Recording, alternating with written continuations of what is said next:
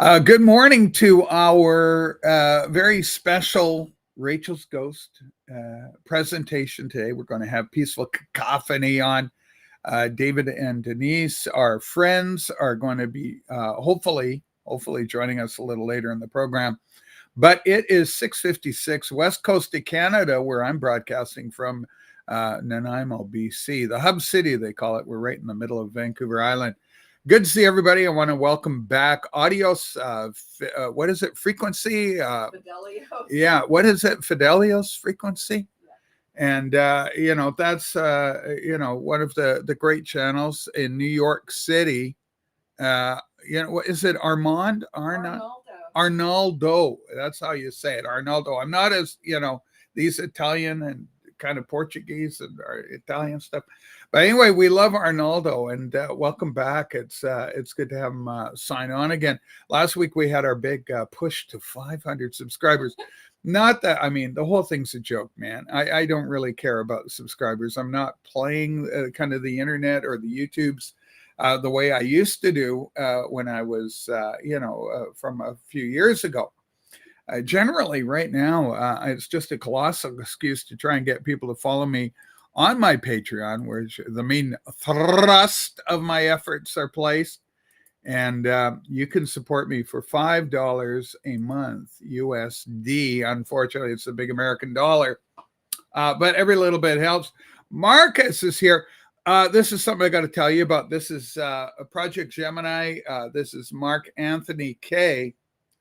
And hopefully my mic, I'm on the right microphone here. Let me just do my settings and go audio, because I can default. Yeah, microphone is a Yeti Nano, which is the one I want.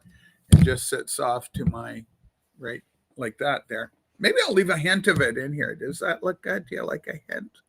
A little hint of showbiz? Oh, I'm limp. It's a problem I don't suffer anymore, generally. All right, sound check. Dusting, paging Mr. Urban. Be we Urban. All right, Wolfie's here. We got my lovely wife, Scoozy, in. There she is, a little mouse avatar, which is kind of cute. Matt, we love Matt. It's good to see Matt. Matt is he's a Patreon. He supports my my efforts. I appreciate it, as does our good friend Anthony, just down the island from us. Audiophilia, Anthony Audiophilia, and classical. Kind of very gifted, knowledgeable man, originally from England, hangs up here.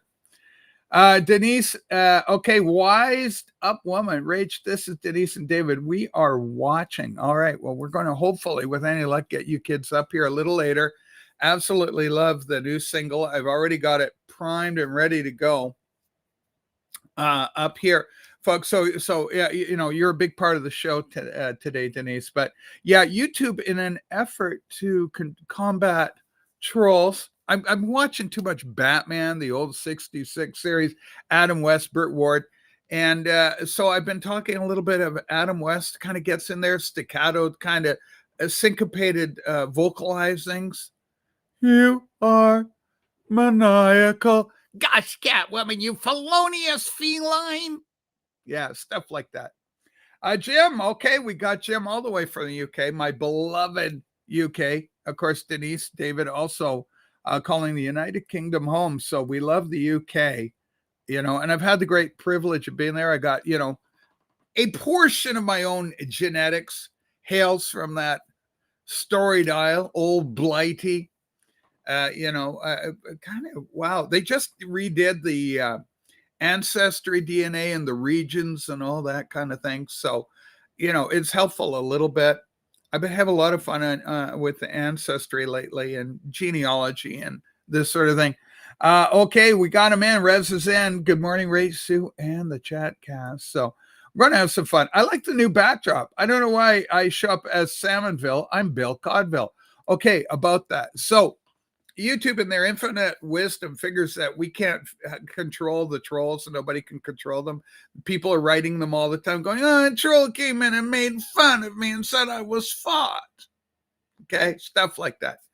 And so they said, okay, well, let's give people kind of, standard identifiers that may in some way limit people's ability to impersonate. So say somebody comes on and they go, I'm Angelo Kelly, but they aren't really Angelo Kelly. So that's kind of, goofy. I am in Sue's spot, ladies and gentlemen. I got to tell you, I think I had my camera up here. I don't know where I put it. Hang on. The boss has got. I'm telling you, man, I'm really excited. Part of my system, the new system's coming together. My beloved Sue is safely out of sight. I just got to do it. Take a quick photo. Folks, you're looking at my new working space. Look at that robotic arm back there. There is on top of that little piece there, that is a brand new camera. And I'm going to be putting it to work with this. We just installed the arm yesterday. I say we, but it was Sue. I just installed the this arm to extend it out. Now there's enough room. It clears this thing up here, above. Whoops. And so it's 32-inch monitor. It's massive. And it's going to make doing my genealogy an absolute pleasure. I'm on a very small, Sue's laptop is great. It's got horses. It's an Alienware iCore 7 10th generation processor. It's a muscly little computer. Hardly breaks a sweat doing stuff, but it's small. And 17 inches just in 2025 no longer cuts it, at least for me. Okay, happy Sunday, Canadians, Americans, Australians, New Zealanders, people over in different parts of the world.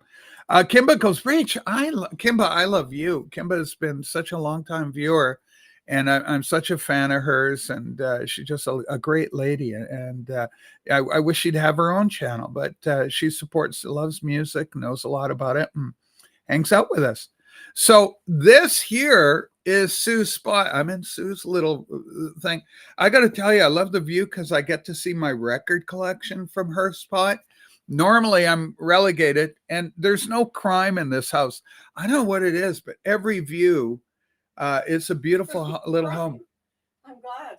Well, because what I'm saying is every view, no matter where you sit in this house, there's something to look at that's a kind of aesthetically pleasing, like our living room is to die for, and all the rest of it.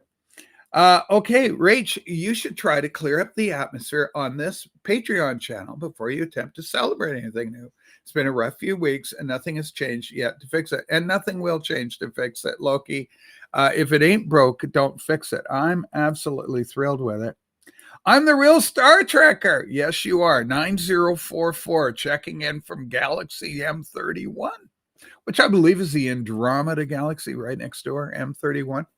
Uwe joins us. We love Uwe all the way from Washington State.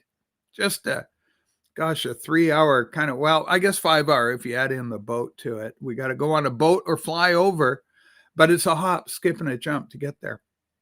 It's a regular command center over there. It is. It looks great. So the monitor's all set, and I'm waiting for the computer. It was, I thought, supposed to be here on Friday. It is now Sunday. Obviously, that didn't happen, or I'd be sitting there powering my way through this broadcast with it at its beck and call. DJM Joel's here. He found us, and he needs a wrench. Okay, let's take a look who's here. Oh, hey, there's Joel. How you doing? Hang on, I gotta mute me, and I gotta wrench you, son. We're going to give you a spanner. Good to see you. Standard moderator. There you go. All right. So, folks, I am back. Papa, we're working on Papa, man. Mazzy, I love you so much. We're all Mazzy. We're Team Mazzy over here. We got the Mazzy microphone. We got Mazzy on my my big old. Hang on. Let's see if I can reach around and grab it. We got Supergirl. I love, what are you going to do? Concert Buddy. We love Chance. Concert Buddy. Good branding. Look, there he is again. So we know how to, there he is. Look at that, Mazzy. So we're all Mazzy branded. I'm waiting to go back in on your tree, your family tree, Norman, big time. Once I get the computer in on Wednesday. That's going to be happening. Nice new background, Rachel Skulls. Well, this is just for Scoozy, okay? I'm going to be back to the regular spot with a brand new camera. I'm still using the regular camera. Everything's going on.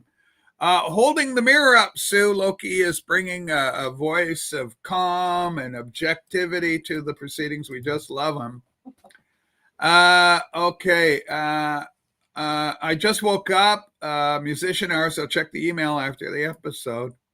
So we're always happy to have Mark Anthony K here. He's always got something going on. He's a great musician himself. He has collaborated with today's main guest, the main thrust of the show today, David Donnelly and the lovely Denise, joining forces in Peaceful Cacophony. A great name, actually, the juxtaposition of peaceful and a cacophony. Here for a minute. I'll have to watch David Donnelly's new song on Relay. Okay, well, we hope so. This is, of course, Wyoming Dave. We love him. Never let it be said that Canadians don't have a sense of humor. Uh-oh, something's going on. Over on the X platform. Hey, Dan, looks like you got Detroit Red Wings going on there. It's Denise and David. Okay, sorry, we got to get the billing right. Denise top billing. Oh, sorry. Yeah, it's Denise's show. We know who boss is. Anyway, she's let's admit, let's put it out there. She's cuter than David. David's cute, but Denise got him all beat. Peaceful Cacophony needs a wrench.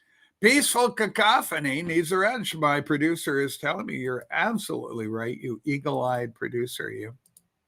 So yeah, things are going good. So I've got, it's that time of year, and I have got behind. I'm on the wrong screen. I'm watching the YouTube version. That is Bobby Boris Pickett's 1967 iteration of his monster hit. See what I'm doing there? Monster hit, Monster Mash, that he released in the early 60s, maybe even the late 50s, riffing on Boris Karloff, the Universal Monsters. They were all very popular and stuff. The cheese board looks very scary. It is. If I hit you with that cheese board, and I'd never do it. Also, look at that. Ghost 2. Talk about branding. We got the Ghost 2, and then there's the Ghost. I'm hoping Greg, our good friend Greg, for the Vinyl Rundown, I hope he finds out that I'm broadcasting or that he wakes up, I started to threaten Rachel Paddler. Okay, things are going on. There's a major Top of the Pops battle going on between Strange Name and Pumping Vinyl. And Davey Strange Name is absolutely obliterated in this shutdown. This is kind of crazy. I had no idea. Good stormy Sunday morning, folks. Marty, we hope that all the trees stay up. You and myself, West Coast people, all the way from California, rolling up, Northern California, rolling up to British Columbia, Alaska, the Yukon, Canada's Yukon. We got a lot of trees, right? Trees and trees. Where the hills are the greenest green in Seattle. And so, trees falling down are a real thing. People can, bite the dust if a big tree falls on you. We don't want any trees falling, people. But it is October. It's storm season, right? It's hard to tell if this is going to be a, Halloween special because you're the ghost. Well, listen, Peaceful Cacophony, Denise and David, in that order, have got a new single out. So it's going to be our pleasure to unleash that upon you, that auditory jewel for you today. We got Bruce Stern. Boy, it's a little early in the morning. See if I can get my Bruce Stern going. I love Bruce Stern. It's one of my favorites. You're not going to scare me today, Governor. Yeah, there you go. That's pretty good for this early morning. Of course, I was working on my Chris Walken last night. I ran into Chris Walken. Sue was so mad. She's saying, stop it.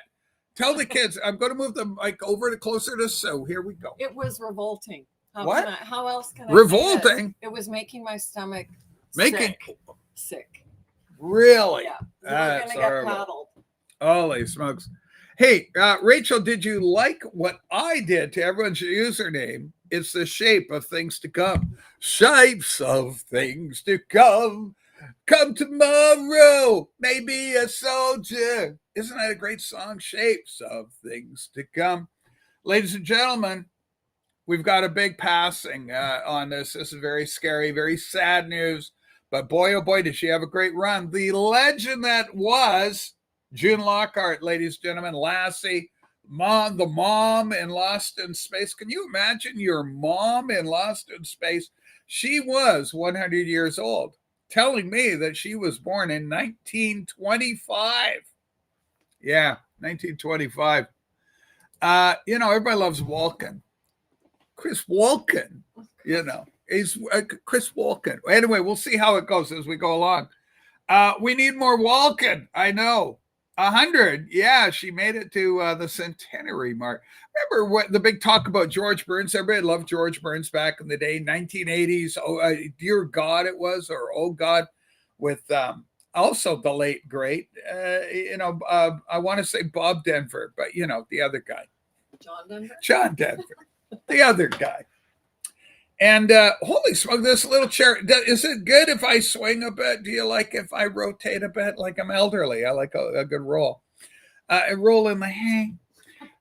Dan B, I got the Neil Young box last Monday. It is brilliant. Yeah, I was listening to Neil Young. Of course, a lot of Neil's stuff is on the Qobuz. Thanks to Loki, I got a lot going on the Qobuz. My phone, I listen to a lot that way. And Steve said, under his guise as Salt Zine. Rach, you're not going to make it to 100 if she keeps training her core, paying support as bad as she has been recently. Didn't Loki like story time? Then you like story time. You should have seen last episode. I made it happen. Okay, we got Poser Buddy with us. Poser Buddy. This could be anybody. This could be Michael 45. It's hard to tell with these new logos. The Wax cannot be here today. He is busy acquiring his next haul of El Martino and Perry Como LPs for the next auction. So that's kind of crazy. Well, okay. We got Petticoat Junction. That was great. Here's Uncle Joe. He's moving kind of slow at the junction. Never slip in the shower. That's what took George Burns out. So we all waited for him to hit 100. We were hoping he could do it. He did it, but just barely. Mere weeks before he was to turn 100, he had a serious fall in his shower. And when you're 99 years old and you have a fall in the shower, that can spell absolute disaster. It can take you right out. And unfortunately, it did. A delayed kind of reaction, but it did happen. The camera looks great. Joe, I'm still using the old camera. This is business as usual. Sue's done her lighting magic here. The lighting magic. This actually got a wider field of view than the new camera's got. But the new camera has some advantages. So we're going to see what that's going on like, right? Okay. 4D, we love 4D. It's one of our best over in Yorkshire, England. And how in hell? No, he's in Manchester. Apologies to both Yorkshire and to 4D. How in hell can June Lockhart be 100 years old and dead? Rush hour is passing me by. Just passing me freaking by. Absolutely. Rachel wanted to quit after an hour. I wanted to quit after 90 minutes. I was on my own for 90 minutes, but then fortunately in the Patreon, David Donnelly himself came up to save me, along with the legend that is Johnny L, the Big Bopper himself.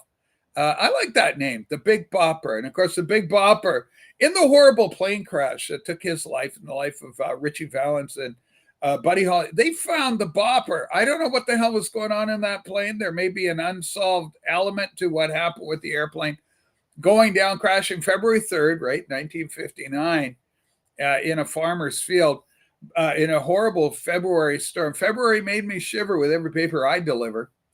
And the Bopper was found some numbers of yards away from the main hulk of the crash, stark naked. The crash either blew all his clothes off of him or he was enjoying the February weather absolutely stark naked. And because it is near the Halloween, the All Hallows Eve and all that nonsense, because we're nearing all that, here's something very scary. They opened up his grave years later. He was disinterred, they call it, disinterred. And disinterred. He was disinterred. And his son is said he was remarkably preserved, the father, though despite being in death. The body was remarkably preserved. And that he was so well preserved that the son, this happened like in the 1990s, I think, early 2000s, maybe. And he said that his father, he could see the resemblance between himself and his father quite clearly. So, that or the retardation of any decay had been highly muted. I cannot drop links very well based on my phone, so please go ahead and promote your channels, kid, all you want. Here's one right here. Here's Joe Williams' son. There's Joe. We love Joe from Georgia on my mind. Yeah, February 3rd. They call it the day the music died. The day the music died. And I liked all three acts. I mean, obviously, the Big Bopper was a flash in the pan. I mean, there's no way around it. Chantilly Lace was the big kind of call to fame. But at the end of the day, a novelty hit. Can I what? Should I what? Oh, baby, you know what I like. Richie Valens obviously having a little more mileage. And I'm going to tell you, kids, out of all the performers that have come and gone, I think Buddy Holly, because he died so young, I think he was only 21 or 23, 22, 21, 22, 23. He's somewhere in there when he dies in 59. That kid had enough writing ability, and he was moving behind. He was moving into producing and doing all sorts of stuff. That guy had enough creativity, enough in the tank, where I think he would have survived the Beatles. Where others like Ben E. King, you ever listen to some whiner? You never heard anybody whine or lament or cry a salty bath of tears like Ben E. King, the guy who wrote Stand By Me. When the night is long and the road is short, please, won't you please stand by me? Whenever we're together, won't you stand? That. So anyway, that's the deal. Hey, Rach, I saw the Moribund Shadow fall across your face in 70 minutes. Go back and watch if you don't believe me. Well, yeah, I was sitting there at 90 minutes or so. I was saying I'm up by myself, but it was after you were 60. So fuck you, royal fuck you. Rachel, did you watch the Acoustic Sounds Chad Casson piece on CBS Sunday morning? It's a big program, CBS Sunday morning. We all watched it back in the day. I don't watch much legacy media. What's the takeaway? I think it's a great thing that they were able to get him on, and Chad Casson was able to talk to good folks there. Kind of like David Letterman we talked about this last program. David Letterman getting together with the legend that is the professor of rock, Hey, rock and classic rock junkies. Do you remember, if you're a big fan of Popcorn and the Twist, then you're going to love this show right here. That guy. John Love Jr.'s here. Zombification is the only logical explanation for Jesus' resurrection. Wrong, but nice try with that one. No, that's not happening. Now, John, I can't buy it. I just don't see it. Buddy Holly is a legend. Yeah, and I think Buddy would have survived the Beatles. I think he had enough creative juice going where he would have continued writing commercially accessible and cool music that kids could have dug, into the Beatles era and beyond it. He had that much talent. That's what I feel. So of all the acts that have ever come and gone, and people often ask, who would you have rather brought back if you could bring one of these artists back, Jimi Hendrix or anybody? Buddy Holly is my pick because he's so young, so freaking young, that had he continued on, like John Lennon was 40 already, right? So kind of past his best date, even though he was horribly taken from us. George Harrison, you can't even touch. He's like 58 years old. So, they aren't even in the same circles. It's these young artists, even Hendrix 27 Club, right? Nirvana, Kurt Cobain. Buddy was younger than them all, scooping them all. Boo-boo-bee, boopy, doopy, doop, doop. Oh, yeah, I guess you can tighten. We can tighten our... I'm tightening, too. I'm having fun with it. You can tighten the mic, apparently. Let's keep a little hint of it in here. Paging Mr. Herman. Paging Mr. Pee Wee Herman. I love that bit in that show. We played a little bit last time. Joe Biden has announced he's running for a hospital. Oh, David! Keep your focus going. We're talking Halloween stuff, Monster Mash. So I love the Monster Mash. It's such a classic song. I was working in my lab late one night. Bobby Boris Pickett, who was a DJ, a disc jockey, and he came out with a novel he hit, and he did a great Boris Karloff impersonation. When my monster rose from his slab, and oh, the vampires he gore, and the Crypt with a vocal group, the Crypt Kicker Five.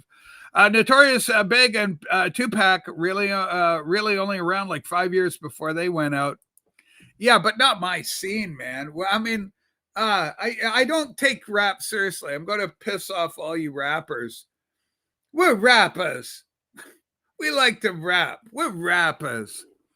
Let me do. I'm going to do my rap song for you. We're rappers. Okay. I don't think there's much creativity in rapping myself. I mean, it's just a gift with the gab of fast tongue. I don't think it's that big a deal. So I don't miss. I never owned a single one of their music or records. Buddy Holly, I've got 3 or 4 records. Okay.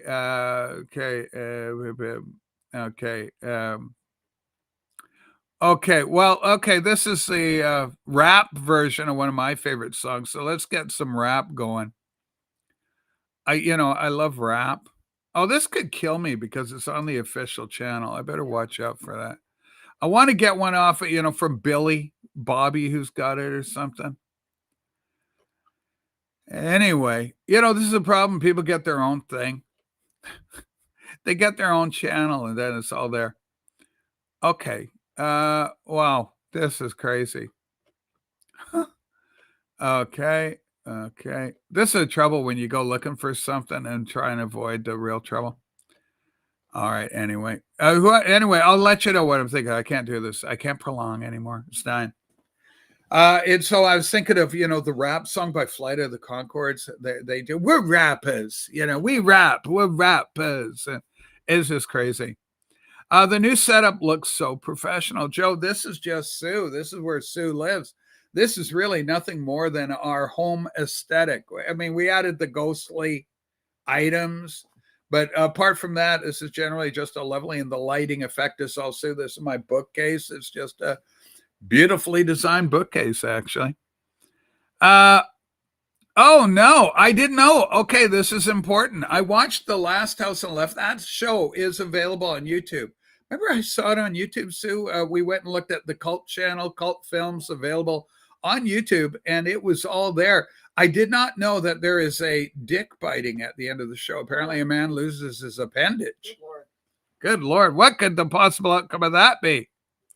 Where the Filipina chicks at? Holy smokes. Be careful with some of them Filipina gals. Are you talking about love? Love. Love. Girls? Yeah, we love love. Me, I'm else. love. There's someone else. Yeah. Okay. Anyway, Chatty Cakes and Analog. People are talking about it. Finstag. What's Finstag's first name? We know him. Leo Finstag. It's like Leon Finstag. Okay.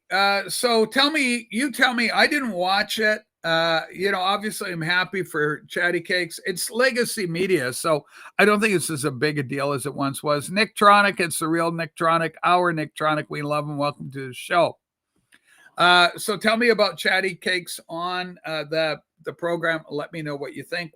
Tell me what it was, and how did he do, and did he sell any records from his efforts? I think you get more mileage. Like I was saying, the Professor of Rock showed up on the Letterman show because the Professor of Rock has got more subscribers on YouTube than Letterman does. I mean, top the world. It tells you legacy media is no longer. Dave Letterman, God bless him, is way past his best expiry date. He's got the big long white beard now. It scares the children now. He's not the hip young guy he once was. Dave Letterman. Here's the great disappointing thing about Letterman to me.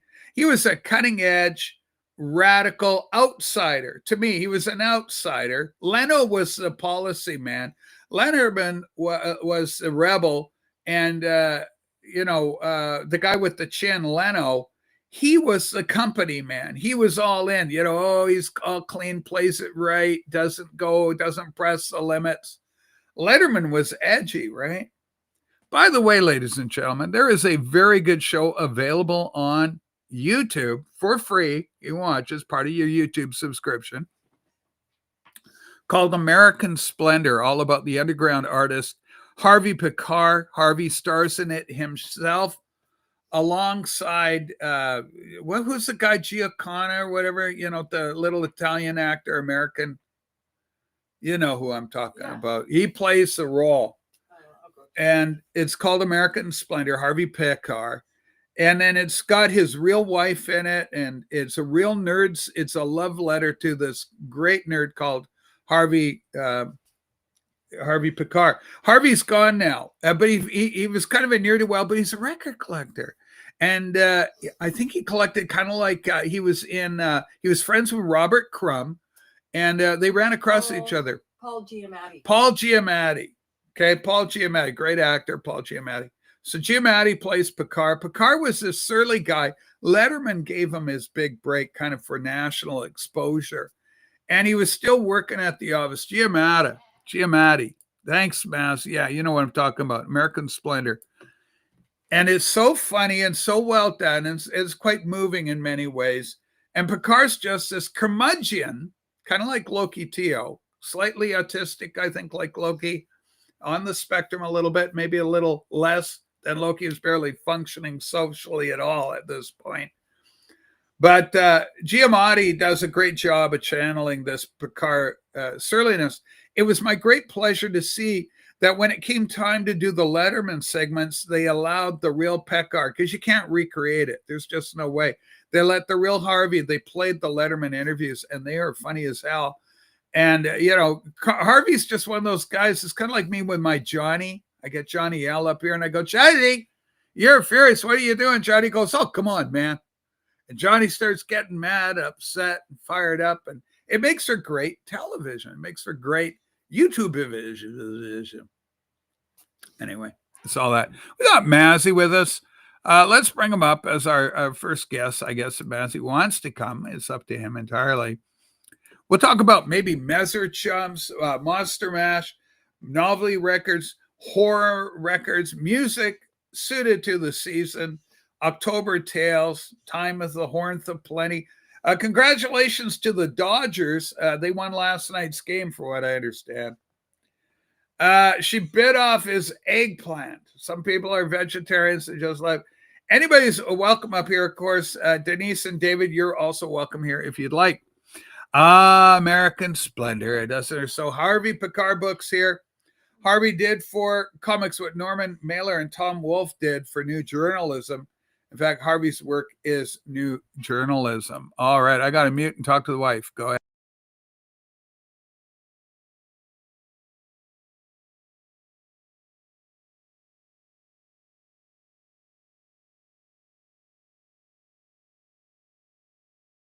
Okay. All right, Rachel, will kiddies come to candy in your hood? No, thank God they don't. I really hate that. I got to tell you, man. Halloween's changed a lot from our day. I say our day, even though you're significantly younger than me, Greg. Greg, give us an update on the film, the documentary. Holy smokes, I'm very curious about that. But anyway, yeah, let me know how that's going. I'm curious about that. But, Halloween trick-or-treat time. Excuse me. In my day, our day, you could go. The rumors were out that somebody had put pins around 1969, 68. That somebody, maybe 70. Somebody put, push pins in apples. You bite in, or razor blade, and you get a razor blade. It was an old wives' tale. It never happened.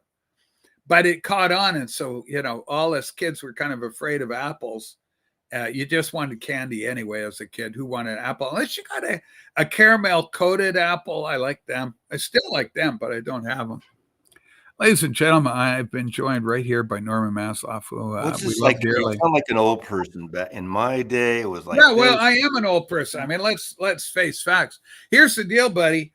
In our day, People, the kids would come around the neighborhood. You and I could go. We'd have our little pillowcase. We'd fill it with candies. Go door to door. Now they go to shopping centers. Like they go to the local mall. It's all controlled, a little safer. The kids don't have to knock on some crackhead. Oh my God, you're a crackhead, or oh my God, you like little children in an awkward manner. So you avoid all that. And we're in a retirement kind of thing. So it's an entirely different world. Holy smokes, here they are. Really, Mazzy, the stars of the show. I'm going to put Denise and David in that order over here. You and I are going to sit smaller over here. I like the way this Are we is going to hear working. music? I'm hoping we can. I'm hoping we'll Hell be yeah. able to. Denise, you look absolutely lovely. David, you look like a rocker, which is what you are. Nice to We love meet both you. you kids. We love your music. I've had the great privilege of getting an advance listen to this thing. It's very, very good.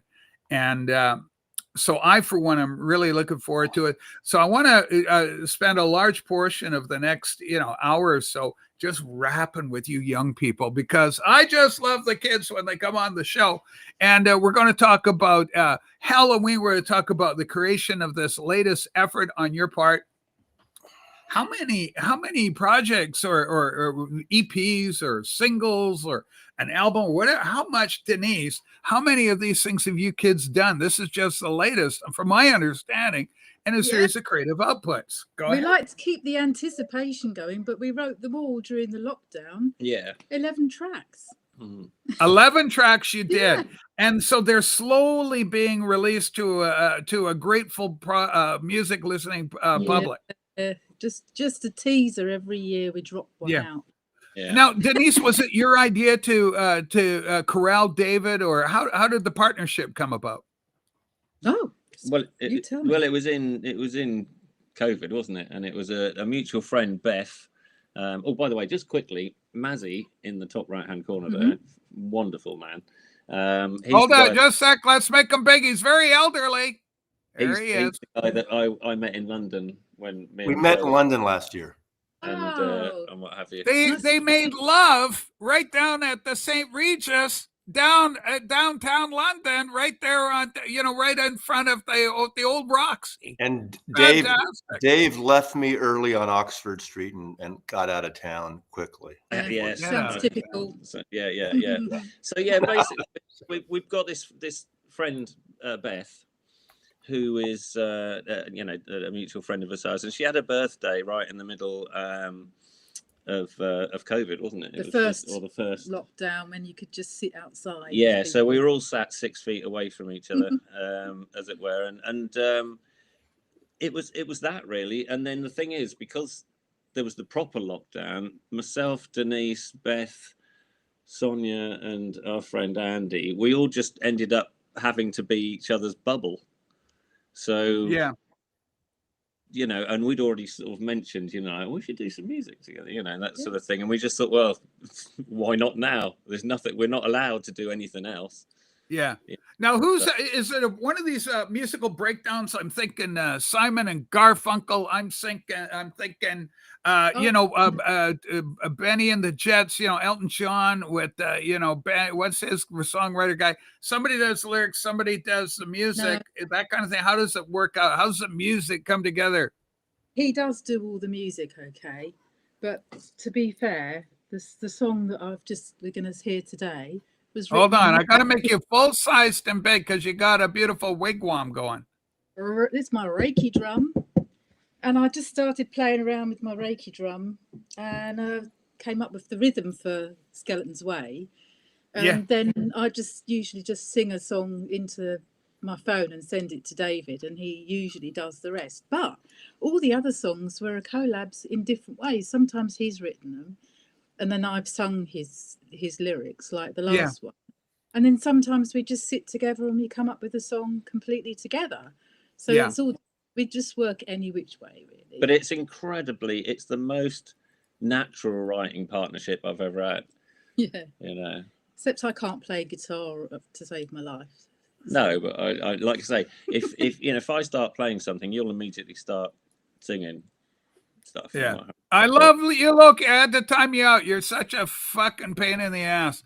So this is so nice to talk to you kids, and to have you here with the new song. So now this is kind of this new one that we're talking about, the latest release. This one here, we're doing the world premiere today, folks. We're absolutely honored to be the platform you've chosen for it. So what's the story on the writing of this song? Tell us a little bit about the background, what we're going to hear, because I've already got it primed up. We're ready to go when it come times. But talk to me about that. Well, the funny thing about this is that we were working on our next single and getting all the stuff ready to send to Mark Anthony Kaye for mixing and mastering, because we like him to do all our stuff ready, because he's an audio genius. And it's not over. And so he's still going to do that, and it's going to come out probably in the first couple of weeks of November. However, I was just listening to some of our sort of half-baked ideas that we've got, and I was sort of thinking, what should we go for next? Something, and I was listening to Skeleton's Way, and for some reason, even though it's not necessarily about Halloween, we'll explain what it is about, I suddenly said to Denise, I had to get hold of you really quickly, quite late at night. I said, hey, this Halloween's coming up. Why don't we just release Skeleton's Way as a Halloween thing? So it is more of a bit of fun. That's why Mark's not mixed and mastered this. I'm afraid the mixing and mastering is down to me on this one. And we just slammed a video together because it's fun. And we thought, because a lot of our songs and a lot of our stuff is quite dark, isn't it? Sometimes, it can be quite... Or angry. Dark and angry. That's me. And so Free Loki, yeah. Loki's already been in having a go. I did run Loki past. Yes. It's all important to keep it going. So it's so wonderful. So tell us about them. What is the meaning? So do you care about, some artists get all, it's whatever you want it to be. People ask artists about the lyrics of a song. What is that about? And then the artist gets so mad at them. Well, it's all there for you. And they go into a long kind of explanation. At the end of the day, you just don't know what the hell it is. Like trying to tell David Lynch, what the hell's Twin Peaks about, David? They don't know. So, Denise, what is the Skeleton Way about? Can you tell us, or are you going to be all artsy on us? I'm not going to be coy. I'm going to reveal. It actually is about the skeletons in your mind. So we got secrets in the closet, skeletons in the closet or the cupboard or the wardrobe, as I called it in the song, because it didn't rhyme with the other words. So I just wrote about basically, you have this moment where you realize you've landed in therapy, whether it's voluntary or someone, for some reason you've landed up in psychotherapy or whatever. And then all the skeletons are coming out of the cupboard, and it's the dark places of your mind. So that's what the lyrics are all based on. Yeah, excellent. And it was like, I think, what's lovely is sometimes Denise does write, and I'm halfway through reading the lyrics and I realize it's about me. It's like she's done a few like that. But it's always caring and in a sort of caring way. But I basically did, as you know, Rachel, because I've been quite honest about it, that I had quite a lot of therapy at one point for things that I was going through. And the thing that I was scared that I was going to have to reveal to a stranger, some pretty shitty things that happened, to me, what have you. And so it's my skeletons in the closet, we're coming out. It's not that funny. I am into psychotherapy, you see. It's a big thing for me. So that's why I thought of that song. Yeah, well, it's absolutely fascinating. The metaphor writes itself, and as you say, serendipity is our friend, and so we're coming into this great month of October. Now, we borrow over here in the colonies. Massey likes to use the term colonies where we live, and so over here in the colonies, is it like this Halloween thing? Is it we borrow a lot from you kids? We got Ichabod Crane and all that. But All Hallows Eve, are the little children frightened of the demons waking up? Or you guys got all the old churchyards like, oh my God, it's from 1402 or something.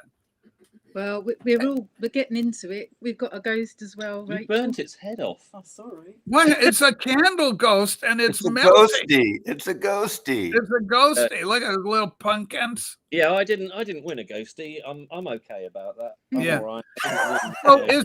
So is Halloween anything? Well, David, your time is coming. So what's the story on Halloween in England? All Hallows Eve. It kind of begins all over there with you kids.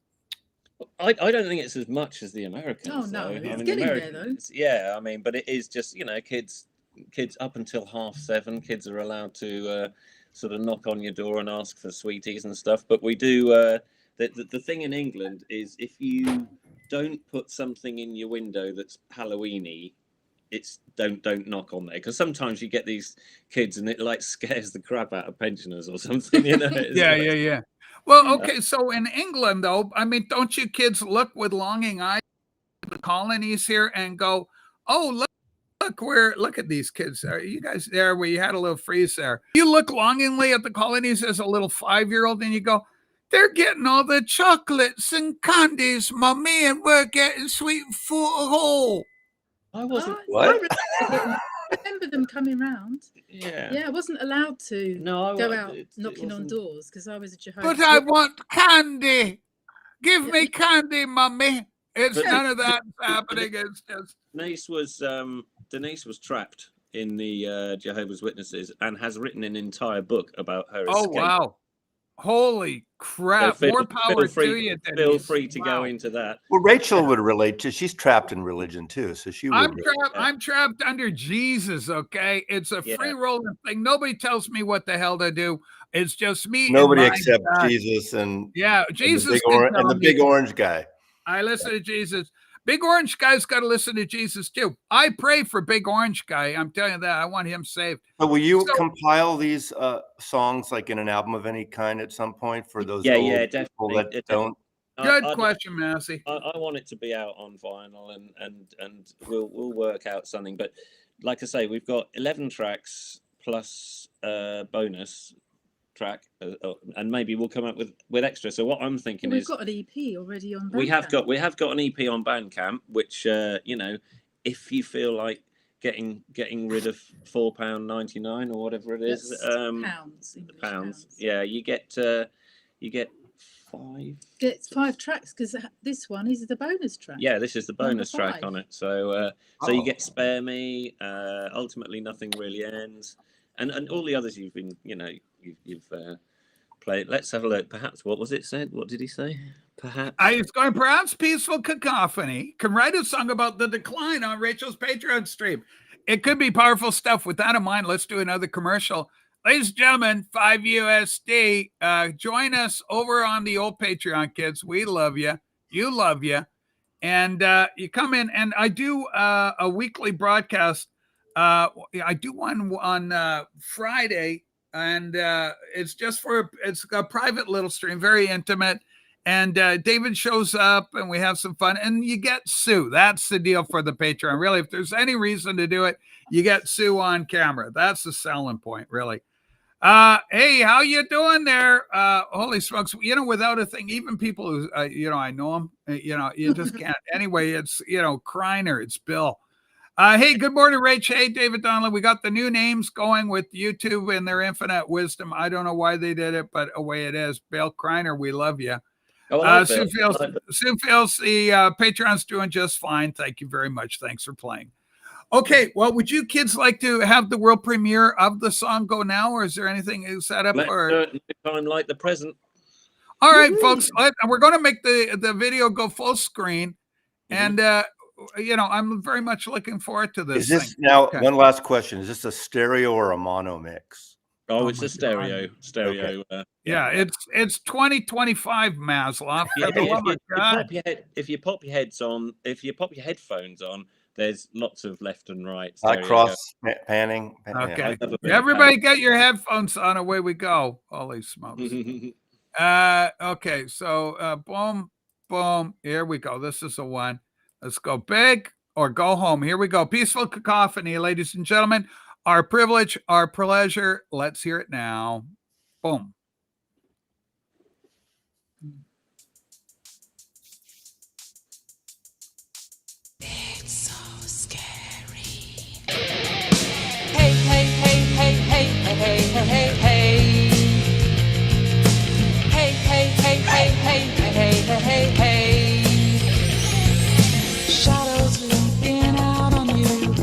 darkness follows in its wake. Shake, rattle, shiver, skeletons wait. You're looking for the big fat key. You're blinded by the mystery. Shake, rattle, shiver, skeletons wait. Seems so scary in the recess of your mind. Hold on tight, the fear is rising up inside. Hey, hey, hey, hey, hey, hey, hey, hey, hey. Hey, hey, hey, hey, hey, hey, hey, hey.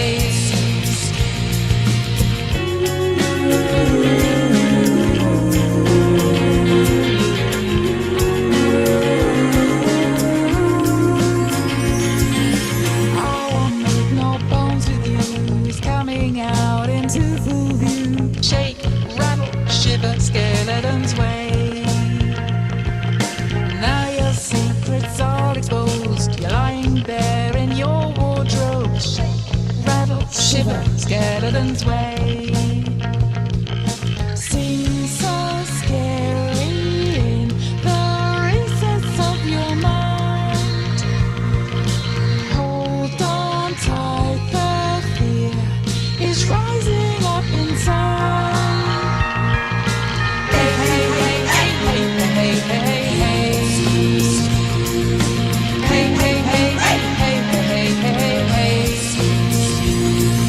Seems so scary in the recess of your mind. Hold on tight, the fear is rising up inside.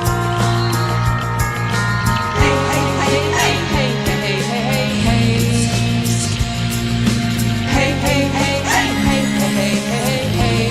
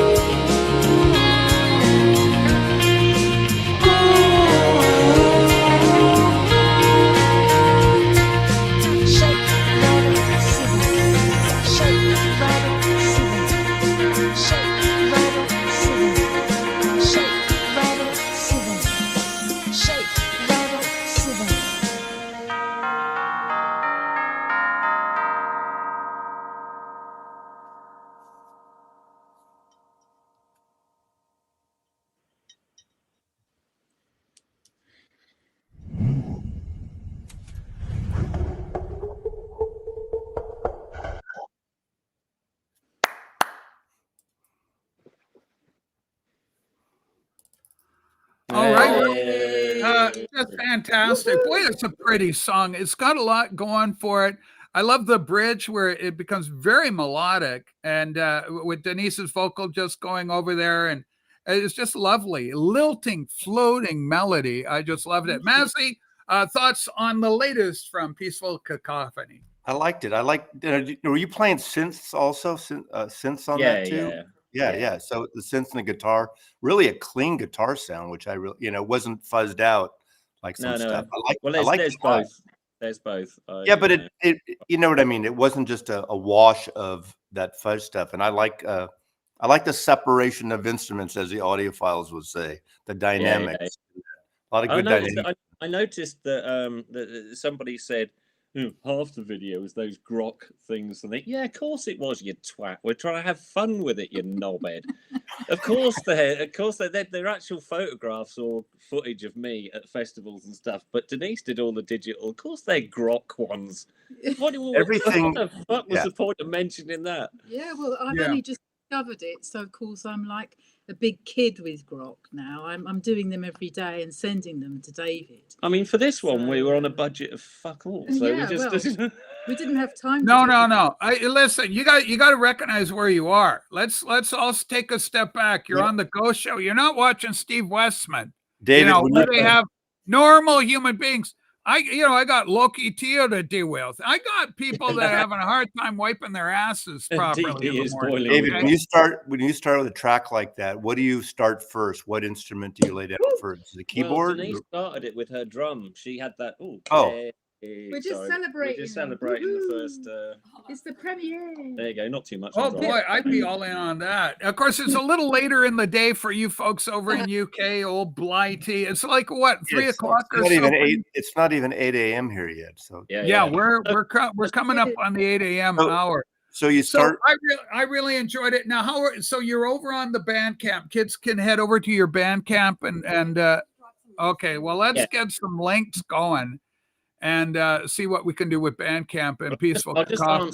answer Mazzy. The whole song started with because Denise spent some time in Costa Rica and got into a lot of the sort of what do you call them, indigenous Shamanic. instruments. Yeah, shamanic. That's why I'm using the rattle. A lot of percussive instruments, yeah. Hey. This is a shamanic. Yeah, well, I mean, what a hook, right? I mean, Hey, that's one now. of the things about doing a pop it. You got to have the hook. Star Trekker, one of the first. Rach, I got a bidet. I no longer have trouble with a little Klingons, a little poo poo mouth. So I can totally hear the influence of the monkeys there with "Hey, we're the monkeys" to begin with, and you went on. You took it further. We walk, I'm kidding. I'm kidding. We on walk that. like that down the street as well. Or hey, get off of my cloud. Hey, you know, there's a lot of haze in rock and roll. Okay, I gotta do a public service announcement. Listen, Loki. Okay, your complaint has been registered. Loki can too wipe his ass. All right, Herc. Thanks for standing up.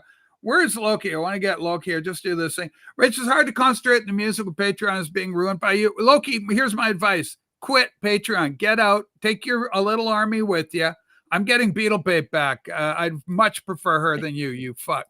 So, okay. So now that we've taken care of that. There's a guy there you can block. And Loki, if you keep it up, I'm going to tell the boss here to make sure you're time him out for the entire There's duration. another guy you can block there. You fuck with me one more time, Loki, and you're going to be timed out the rest of the show. It's that simple. See, it's Anybody like else being want to play? We're happy to do it. We aren't going to ask questions of you people running drugs from Venezuela. Go ahead, Maz. It's a bit like being in school. You'll learn here from one other person you can block is that user something or other, user SM fuckhead down there. You can block that person. It's a bit like school here, isn't it, David? Yeah.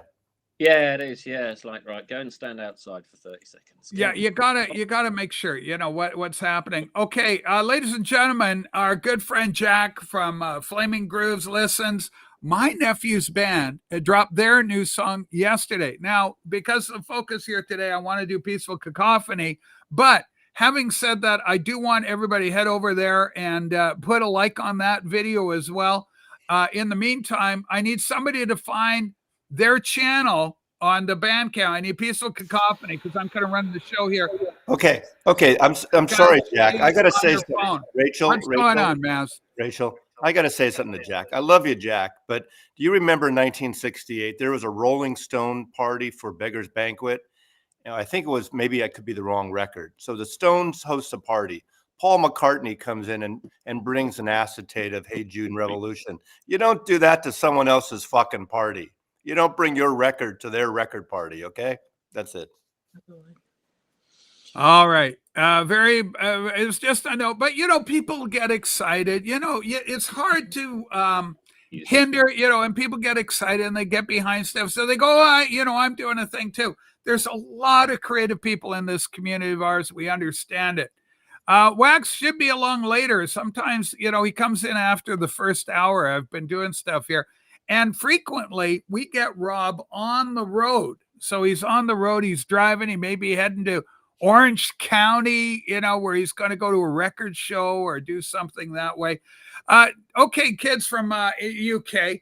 In Norwich, David, what is the best, or if I end up, somehow I stumble into Norwich, I turn left over at Ipswich, and somehow I end up in Norwich, what is going to happen? How do I get into the best record store in Norwich? Is there one, and how good is it? And how does it hold up? Yeah, I would say it's Sound Clash on St. Benedict Street, because it's an independent record shop, and you Which can we talk like. to the guy about getting stuff in for you. Yeah, we've got a big HMV, but if you're after some more interesting stuff, then Paul at Sound Clash will sort you out. Okay, so it's called Sound Clash. Yeah, one word. All right, so very cool. And do they have a good selection, or is it kind of if you really want something, you better get out of Norwich? No, I mean he has a fantastic selection in that he has everything from sort of punk rock, jazz, sort of dub plates for even the DJs and stuff like that. So yeah, it's right across the board. Soundtrack album, get a lot of soundtracks from him. So Denise, have you ever been bitten by the actual vinyl bug where you go, oh, there's an old record I had, I want to get that record? Or are you mostly like I full disclosure, I do most of my music listening on this thing these days. I connect it to my beautiful stereo and it rocks the house. It's absolutely gorgeous. I use Qobuz, thanks to Loki for that, by the way, and friends. But that's the deal. I mean, going way back when, we had like white vinyl with Diana Ross, back in the day, because we were into more soul funk when we were teenagers, and so we had a bit of a collection going on. But in recent years, not bought anything, and of course I don't need to anymore because I've got David. He's got a whole library. His house. Yeah. and overrepresented also, David, when it comes to Sex Pistols, the bleeding Sex Pistols. You got 18, I think it's 18 or 19 copies of the album currently, I think. I do have 18 vinyl copies of Nevermind the Bollocks, with one on the way from our lovely Nick Fantasy. Yeah, we love Nick. He's incredible. One of our best. Do you have the hi-fi? Is he sending you the hi-fi? It's the Rhino American one, yeah. Oh, okay. Because I had an extra one I would have sent you if he didn't. Okay. Ugh. Okay, we go back to they sent me an extra one, like a third one by mistake. Oh, okay, send it out, get it out to Denise. Rachel, you're not asked the most important question, Peaceful Cacophony. What did they do with their extra hour in bed? I guess the clocks turned back or forward, I guess back on you kids. What did you do? Because obviously we weren't in the same bed. Well, so. They were in different beds. They're musical collaborators. Like a Trojan the last few weeks, because you spent weeks working on It's Not Over. Yeah. And then suddenly decided. Yeah, not by the way. Trojan, I wouldn't use the term Trojan. Just say that Trojan is the best-selling condom in. Okay, no reference to that. So he was working away like a trooper. Yeah, like Can a you say trooper. that? Yeah, I just did an extra hour's work during the night. So he just works through the night when I'm sleeping. Basically, I was getting an hour's extra snooze. Mm. We love Simon around here. This is the Vinyl Helmet, also from England. I think he's in Surrey, or he's southern England. He's down there near the coast. Simon? Are you in Surrey? Let me know in the comments below.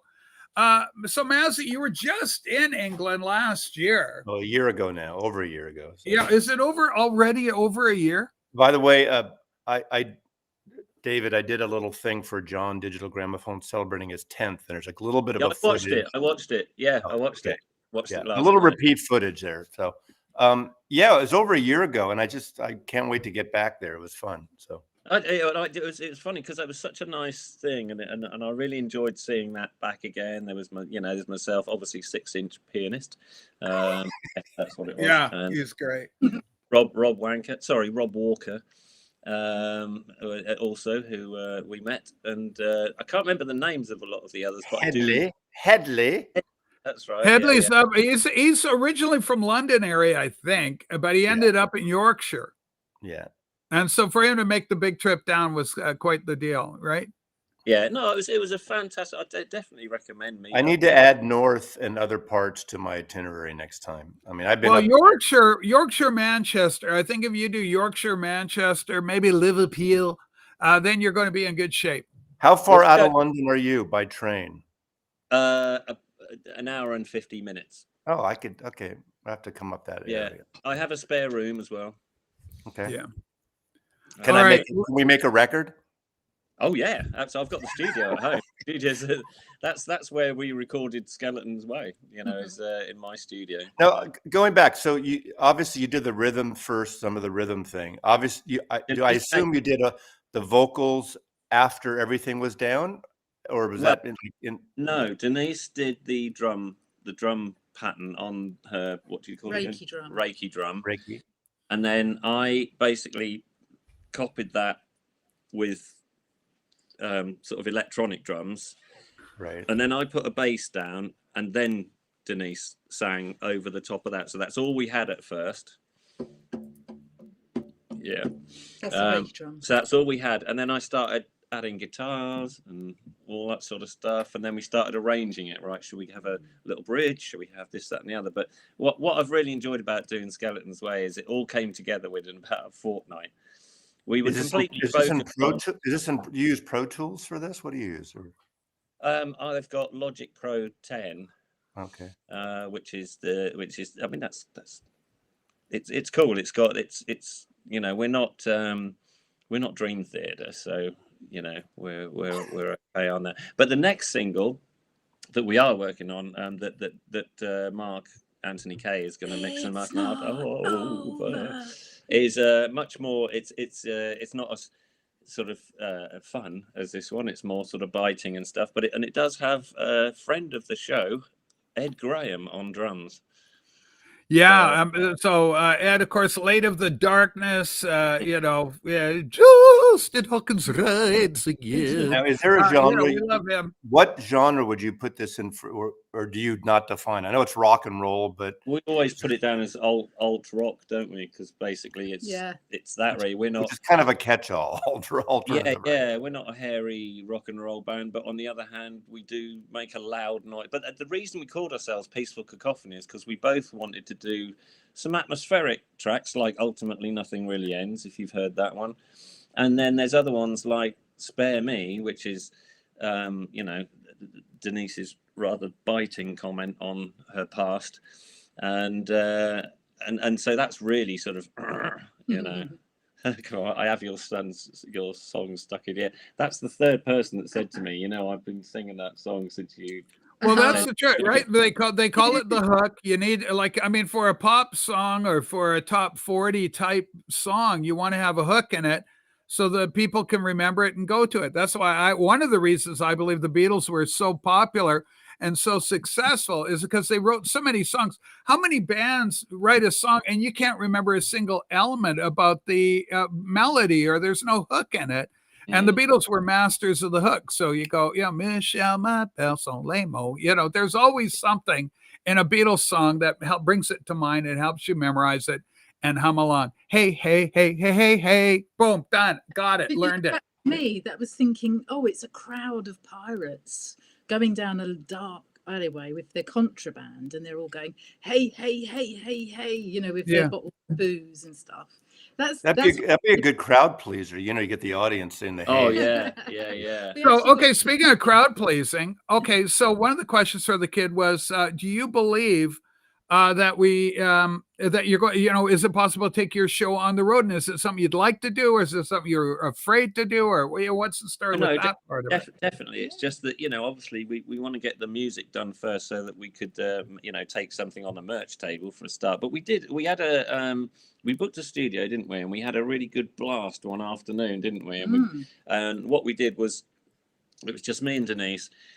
I played obviously live guitar. Denise was on vocals, but what we did was we used a Mac to play my drums, my bass, my keyboards on the back. So it still has a little bit like, you know, there's bands like the Kills that do that. They're a two-piece guitar, vocals, and so yes, but it was really good fun, wasn't it? Yeah. And I'd like to do that. And also I was saying to Denise that as you know, when I was in bands like Holy Holy, for instance, or any band really, that there's support bands are a nightmare, especially if they've got a drummer and a bass rig with them and all that sort of stuff. Whereas someone like us, we'd be a band's delight. as a support band, because you'd be able to strike the stage from our gear in about 30 seconds, and then the main band's ready to go on. There's nothing worse than having to get rid of another drum kit, another bass rig. So I mean, we're going to go and see Gary Newman because we've got a friend in Gary Newman. I always thought we could probably support Gary Newman, you know. Oh, I'd love to do that. You know. My So- obvious dream would be Blondie. Yeah, but unfortunately, sadly, that's not going to happen. Now No. Clem's gone, and you know. Oh, Jason! Jason's just bought our album. Woohoo! Hey, well, thank you, Jason. This is probably an obvious question. A lot of artists, when you're putting together and doing these different layers of instruments, when do you know you're done? Because you could go on and on and on. God, I did. Yeah. Or do you just finally say, okay, this is the point? Yeah, yeah. And there's exactly. always You have something to- later you wish you would have changed. Eventually, you. That's him. Yeah. Not me. but- I'm like, I've done it now. I think Yeah, it's yeah. common. It's common with a lot of artists. But what I tend to do, my little method is I kitchen sink it, right? Just put everything I can think of goes in there, and then I start taking stuff out, you know, and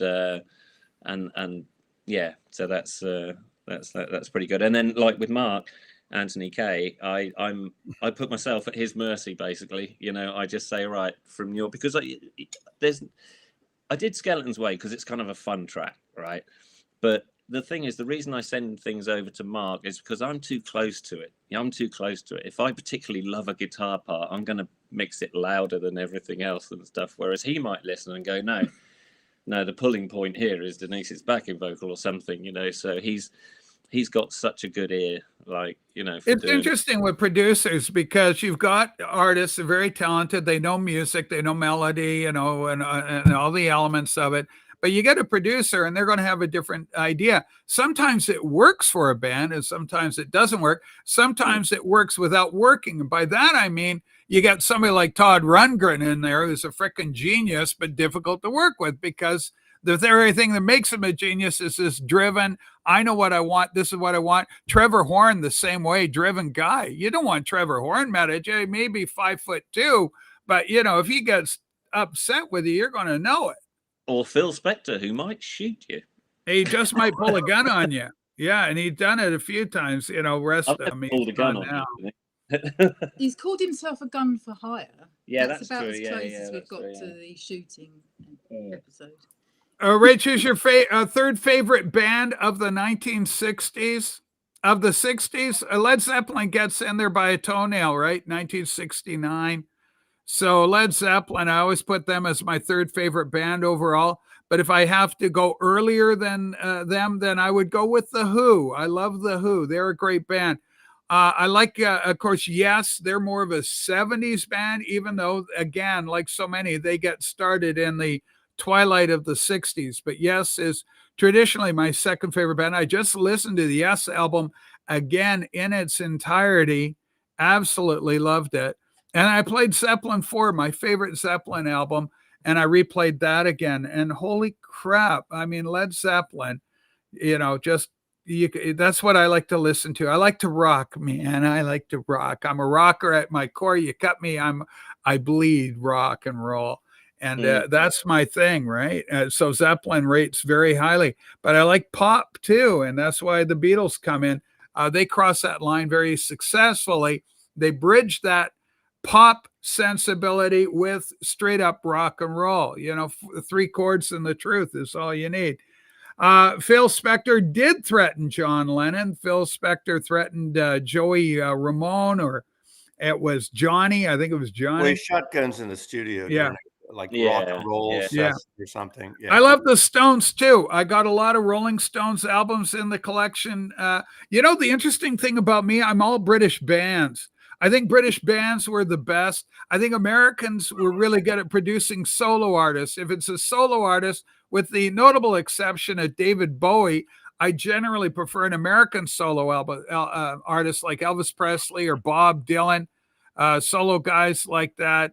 You know, but for bands, Zeppelin, The Who, the Stones, the Beatles, Pink Floyd, Yes, all these bands we're more are rough and ready over here. Yeah. Rough and ready, we call it. rough and ready. Is that the expression we're going to use? Yeah. All right, well, we're going to do that. The rebel bands But over here. when you're talking about Phil Spector, though, I heard that it was Johnny Ramone, because they were doing rock and roll radio. Do you remember rock and roll radio? Yeah. At the opening chord where he just goes, apparently it took a day. They were doing it for a whole day, and he kept making him do this like 2-bar piece over and over. And in the end, Johnny Ramone said, like, oh, fuck it, I'm not going to do this. So Phil Spector fired a gun into the studio thing and said, you are. But you can't deny his talent. I mean, 2 songs specifically, River Deep, Mountain High by Ike and Tina Turner, and You Lost That Love and Feeling by the Righteous Brothers are 2 fucking great. Oh, yeah. Yeah. And the Spector Wallace sound, it was so influential. And, he really influenced a lot of music producers as well, just because of that wall of sound that he had created. Mazzy, I got a package headed your way soon from the lovely, the inimitable DJ Trish. We love you, Trish. Your fall playlist, maybe? She is fantastic. Very nice. Thank you. Okay, let's talk zombies. I like the zombies. I don't think they have the depth or the guns to go the full way or to make a top 10 ranking for me at all. Well, I do like Time of the Season. Yeah. She's Not There. Great songs. But Colin Blumstone, for all he is, somewhat limited vocally, I think. That's my take. Well, he's got a beautiful voice. It's just one. Yeah. Anyway. Yeah, it's thin, it's suited for some stuff, but it doesn't go the distance for me. Well, in the 70s, that's just my opinion. But Time of Season is probably the best they did. Certainly my favorite. She's Not There, of course, is great. Nobody told me about it. Go ahead, Dave. Wasn't Colin Blunstone supposed to be like the British David Cassidy? He was sort of touted as that. Well, there's the first problem right there. Was he? Yeah. Yeah, well, I think so. I like David Cassidy. Well, he's cute. But this is because you've got this XX chromosome combination, and XX chromosome people just love David Cassidy. Oh my gosh, it's David. I've got to put him on my wall somewhere, mother. Oh, yeah. So, David Cassidy, teen idol, cute as can be. But I think a lot of his popularity, and Massey's going to back me up on this, because David looked a lot like a chick. It was kind of like, is it Susan Day or David? Hey, I've got my puka shells. I hope I can be your pal. You mean a pretty boy? A lot of pretty boys. Silky hair like David's got, straight silky hair. I loved Susan Day. Susan Day was lovely. Yeah, Susan Day. Well, of course, she was for the boys, David for the girls. Apparently, they had a little tryst during the whole going on, but it was ill-fated. It didn't work. I mean, the world would have loved it. They're dating Susan Day. I think David was playing around with Mommy too. Mommy Partridge also. Was he fooling around with his mom? Well, not his mom, but his TV mom. Yeah, but his TV mom was married to Jack Cassidy. Yeah, not the Jack Cassidy from the Jefferson Airplane. No, but Jack Cassidy, the old mustachio, silver tooth, Love Boat regular, and so that's his stepmom. So you're telling me he was banging mom? Are you not confusing things with? I might be making this up. When you get to be a certain age like me, you have these false memories. Like, did I date her or did I dream of dating her? You don't remember exactly. You're thinking of it's a story of a man named Brady. That was Greg Brady dated Florence Henderson. Let's get back to the music. Because Dad was gay. He was gay as the day is long. What are we drinking here? You want to show what are we drinking? Champagne, but they want a brand name. Bucks Fizz. Hang on. You kids have been reversed all day. Let's fix this. You know what Bucks Fizz is, yeah? Do you have it over No. there? It's I've heard of it. It's like a Prosecco, but it's mixed with orange juice. So you can have it in the morning. So it's like a mimosa. Mimosa, yeah. It's mimosa in a bottle. Okay. It's lovely. By the way, ages ago in the chat, somebody said that they'd checked out Denise in a perfectly decent way, I think. But they checked out Denise and found that she was an author, and was asking what books do you write? Do you want to? I put my link in there. My author's alias is weird. ICC all things, but it's actually the book about leaving Jehovah's Witnesses is called Rising from the Ashes of Jehovah. Wow. Yeah. Okay, and Well, that I was know, I know a little bit about them, because they're generally defined as a sect, but they do have cult-like overtones. I went into a Jehovah's Witness church once, and or I guess a Kingdom Hall they call them, and I went in there, and it was so hypnotizing. They had a guy speaking the most soft, dulcet tones, just constantly speaking over the speaker system when I'm in there, and I go, man, that is messed up. That is not healthy. well, this mind control thing. They're excellent at that. I That's how think they reel you in. the Jehovah's Witnesses, I think, have faded in America because a lot of Americans now have these Ring camera doorbells. And so instead of them ringing your doorbell and trying to sell you everything, the doorbell kind of pushes them away. They don't want to be on camera. So I don't even know if they photograph on camera or if they're like vampires where they can't be photographed. I don't know. That's an interesting theory. I don't think that's anything. Denise, can you speak to Jehovah's Witnesses and the phenomena of paging Mr. Herman? Are they afraid to be seen on camera, like something like a vampire in a mirror? I left over 30 years ago, and I've been shunned by my mother. She's still a witness ever since. Yeah. And I've got no idea really what they do on the doors, but on the streets, they're not allowed to approach people. So they just stand there with a little wagon with their watchtower because they're not allowed by law here anyway. They're not allowed to approach people now. So I don't know. Well, they generally don't, even in Canada. They're allowed to approach here, but they generally don't. They stand there with the thing of the silent witness idea.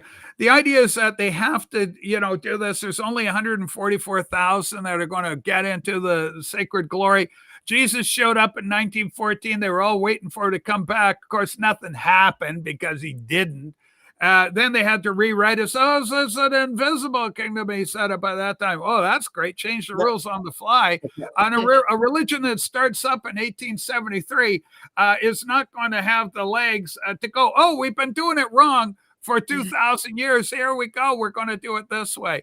It's just absolutely ridiculous. It's right up there with Joseph Smith, 1832, with his peep stones and the Mormons, the Church of Latter-day Saints. But I have to say that when I think it was the first time we met, I bought a book off you because you had one in the car, and I didn't know anything about this at all. I didn't realize how unbelievably terrifying that sect is, or whatever you want to call it.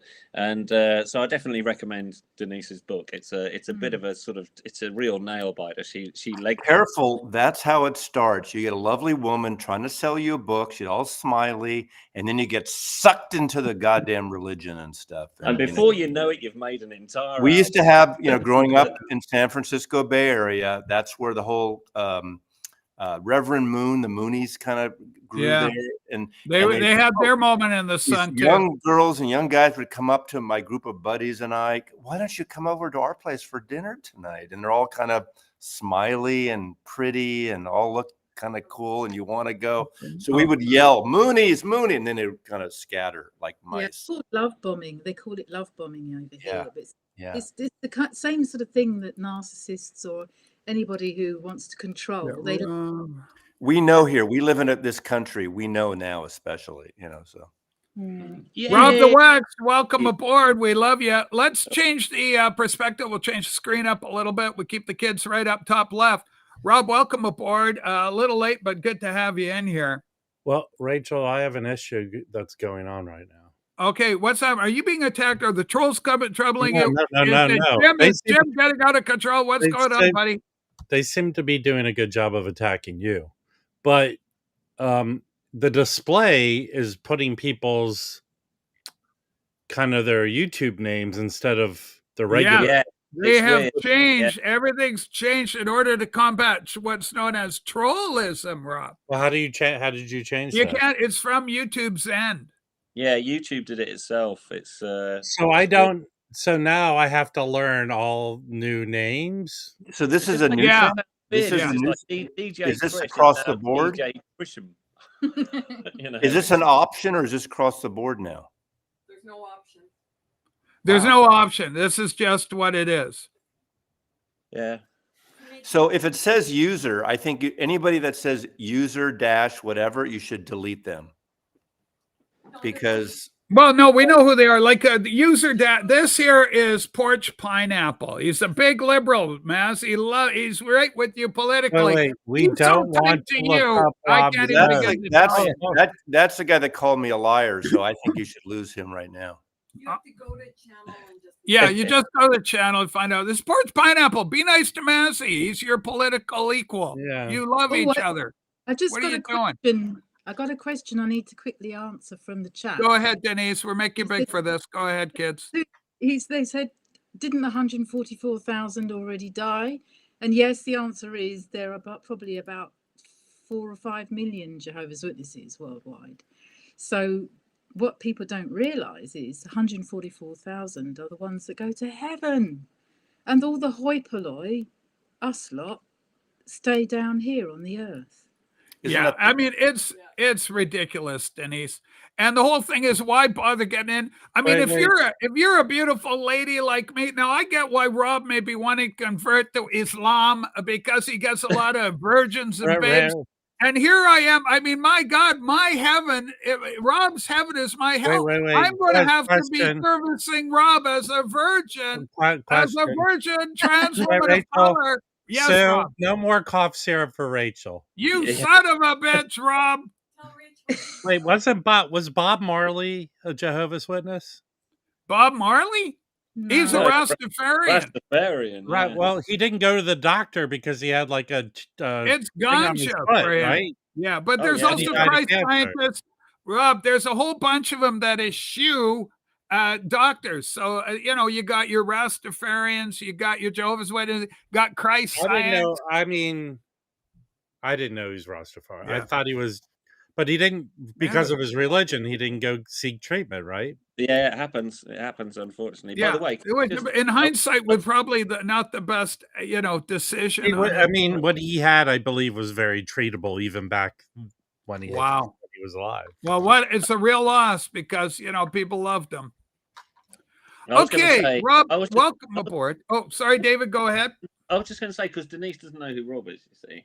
Now, the waxed is not. It's nothing to do with Brazilian wax. No, exactly. That's what Michelle thought. How do you hold on, David? It is about that. But basically, I love Rob the waxed. He's great because he really irritates people that need irritating. Oh, good one. I wish he would be. You'd get on with him because he doesn't. He has he has a filter, but it's quite thin. He's not a people pleaser then. No, absolutely, and I think you'd enjoy him. So yeah, not at all. Let it loose. Well, not. No, look, I'm a type of person. If things need to be said, I say them to your face. I don't talk behind your back. Okay, Joel goes, no one's mentioned Prince and or Michael Jackson. Of course, both of them famously Jehovah's Witnesses by upbringing. And both of them with some degree of dysfunction, one might add. Well, they seek treatment. They both died from overdosing, right? Yeah, there's a lot of problems there, Rob. Rob, we're all excited. I've got my Monster Mash record out here. This is a 1970s, early 70s reissue on the Parrot label, originally released circa 1967. Bobby Boris Pickett. I love that song. I started a new thing that I have not. I came up with the idea of songs I do not need to hear ever again in my life. Okay, is Monster Mash one of them? Yeah, it is. Are you kidding me? It's the mash. Do the mashed potato. Yeah. I love mashed potato. I never get tired of mashed potato. Monsters are to be feared, not to be danced with. Okay? I can't stand song. I just don't need it. The guy made a novelty song. Yeah. And even into his creepy old age, he was forced to sing it because that's all he ever did. This is one of the great things that hurts Norman so badly. Because of these kooky beliefs, Mazzy never got his long sought after Bob Marley Rye Cooter crossover album. But I've seen them both live. I saw Marley. I saw 3 Marley Wailers shows. Mazzy, they had that Warren Zevon tribute show last night in LA. Yeah. It was wasn't it 2 nights in a row or something? There we go. We got Maslov merch in the house. Shut the fuck up, dude. It's better than I guess saying. I can do a commercial. I got to Oh. do a commercial. I got to find my thing. Here it is. Hang on. Here comes a commercial link. Mazzy, this is something you'll like because you like coffee. You brew your own. You do such a great job of it. And so, say you're like Loki, you don't want to join the Patreon or something. You got, some sort of mental problem. So you can just simply buy me a coffee, buy me an egg, and the children just love it. Producer, what do we need? We put the rest of Sonia just done. Sonia? And welcome her. Yeah. Sonia, welcome aboard. There's Sonia. Okay, she likes the mash. She likes the monster mash. So there's extra points for that. Rachel, Yeah. I hung out with Vinyl Piper yesterday. We went over to Amoeba, had a krautrock collection. They were Okay, yeah. selling. Noi. But he pointed at the wall and said, "Hey, there's a record you want." Uh-oh. That was on the wall. Oh, look at that. It's your beloved Jellyfish. My friend Brad at Omnivore, about in 2012, they put out a ton of Jellyfish stuff. A lot of stuff they never did. released. So there's a double album live show they did. There's Jellyfish on the back. Yeah, I was going to say Hank maybe, but Cliff Richard I think was a Oh, okay. Christian. Yeah. All right, so very nice. So, Rob, what was it that got you into this band that a lot of people aren't into? They're a smaller band, right? I bought they were on MTV. They had the video. I bought the album. I liked it, and I went to see them open for the World Party, and they blew World Party away. Yeah, but Rob, MTV doesn't even exist anymore. It ended a few weeks ago. Yeah, listen. I saw Jellyfish at the waterfront in Norwich, which is quite a small venue and stuff. But it was just after the King is Half Undressed single came out. Yeah. That's when I saw them. They were amazing, absolutely amazing. I mean, he stands up playing drums at the front. Yeah, is what I recall as well. So it was very different. Really cool. Really cool. Okay, has anybody made it to the theater yet to see the new Springsteen flick, Massey? I saw last night. Okay, review. Preface it that director is not a very good director. Actually, it's directed well. It looks beautiful. All the actors in it are pretty spot on, except there are a few scenes. The main actor, the guy from the restaurant TV show, whatever his name is, something, is excellent. However, in one of the sex scenes in bed, another scene, when I saw his face, I kept thinking of Pee Wee Herman. He looks like Pee Wee Herman when he's not Pee Wee Herman. He does all his own singing. Is that good? Yeah, he's great. He looks like Paul Rubens. If you're not into the story and the making of the record, I think it's a deep dive and not for you. It's a cool thing partly of this Nebraska when it's a lot about mental health. He's going through therapy. He doesn't go through therapy till toward the end of the movie, but he almost like having almost a breakdown after the 1981 tour, the River Tour, and he doesn't know which way to go. So he gets a Tascam, the 4-track Tascam, the first time when they were available, and he's in this room, in this bedroom, literally, he starts recording these atmospheric tracks. Rachel, take that cover off. We know that's a different. And he records these tracks. And if you know the story in Nebraska, Columbia wanted him to do this big follow-up to the River. This is the time we're going to break you. Finally, he had one top 10 hit, and after he can't get the sound of that atmospheric, multi-track acoustic kind of folk album. That's what he wants to put out, that he recorded on a cassette. They kind of go beat a dead horse with, everyone says, well, where's the case for that cassette? He carries it in his pocket. Well, didn't Hungry Heart break him? Rachel, is Mazzy telling us the whole movie? No, but Hungry Heart was Hungry Heart was his first top 10 single, but that was it. In terms of, he was big, but he wasn't a top. He had singles on rock radio, Mazzy, that were big. Yeah, but he never had a top 10 single on the Billboard charts until Hungry Heart was the breakthrough, right? Because when John Lennon died, okay, here's the tie-in. John Lennon dies December 8th, 1980. The next night, Springsteen went out. I still remember this. And he says, we're dedicating this to, the guy I worship, John Lennon, and then he played Hungry Heart.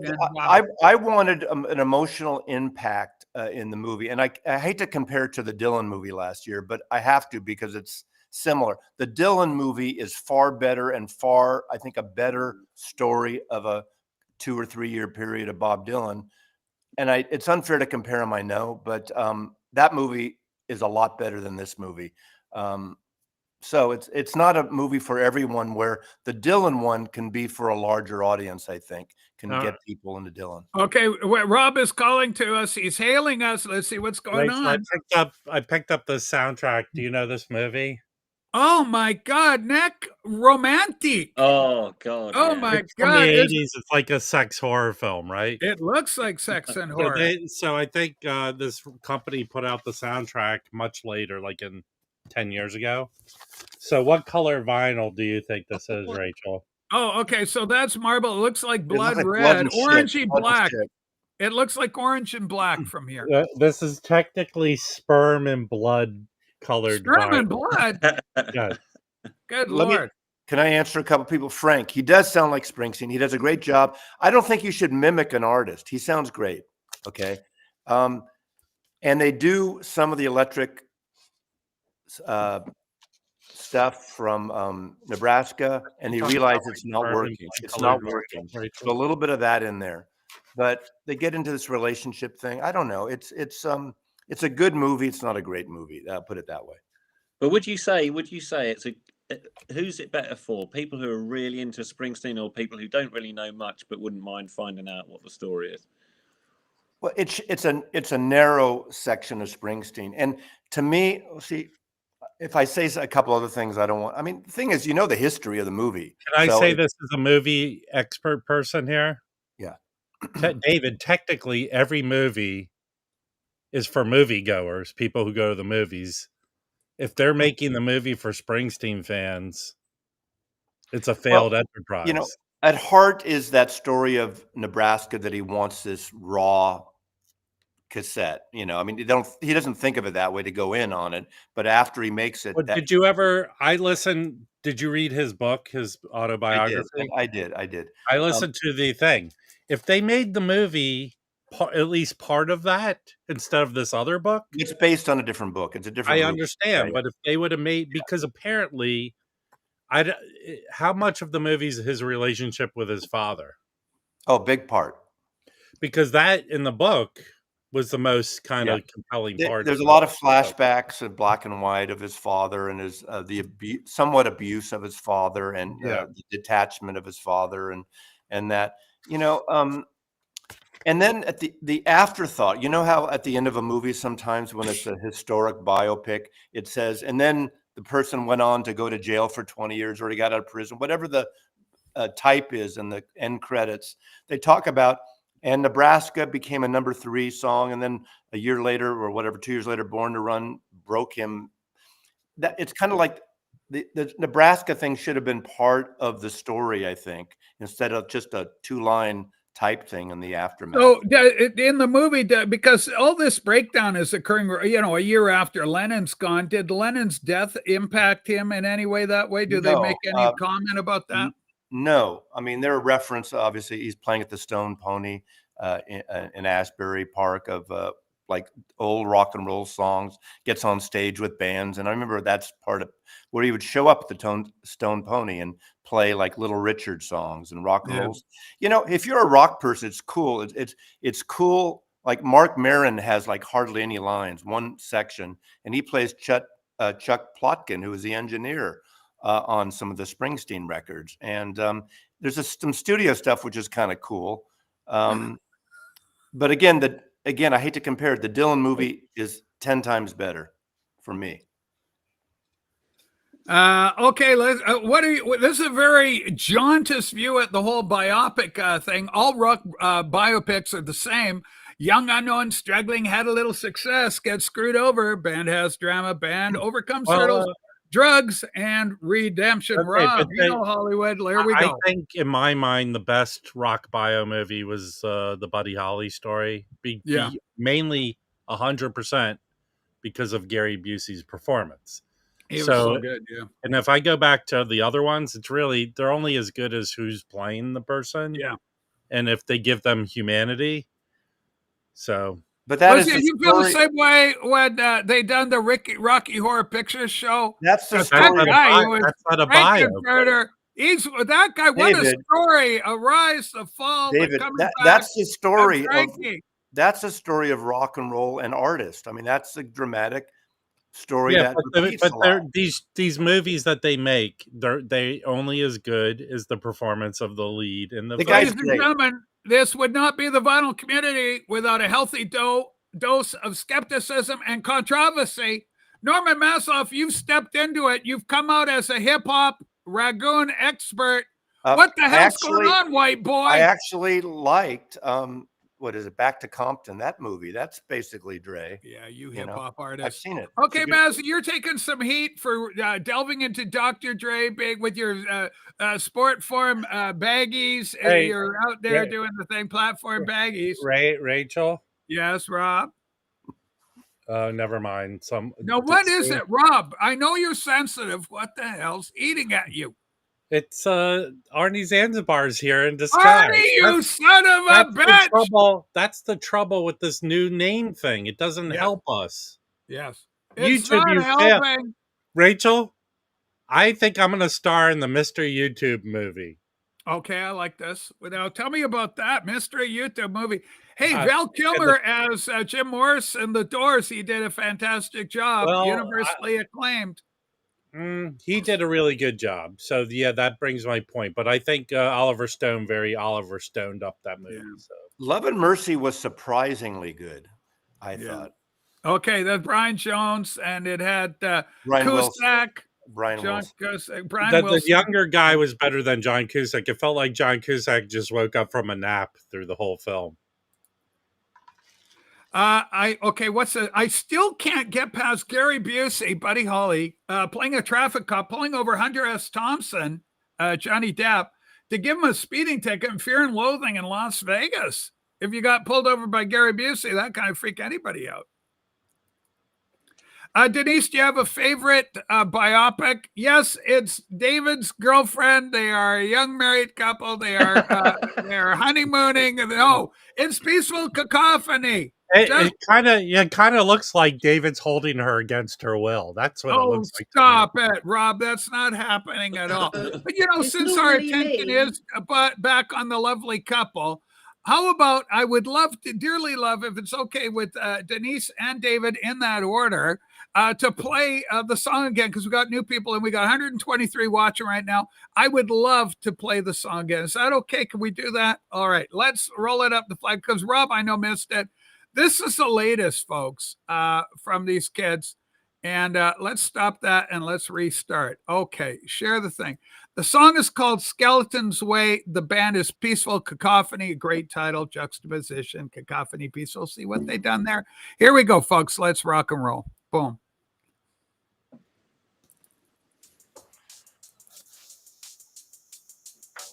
It's so scary. Hey, hey, hey, hey, hey, hey, hey, hey, hey. Hey, hey, hey, hey, hey, hey, hey, hey, hey. Shadows leaping out on you. Darkness follows in its way. Shake, rattle, shiver, skeletons way. You're looking for the big fat key. You're blinded by the mystery. Shake, rattle, shiver, skeletons way. Seems so scary in the recess of your mind. Hold on tight, the fear is rising up inside. Hey, hey, hey, hey, hey, hey, hey, hey, hey. Hey, hey, hey, hey, hey, hey, hey, hey, hey.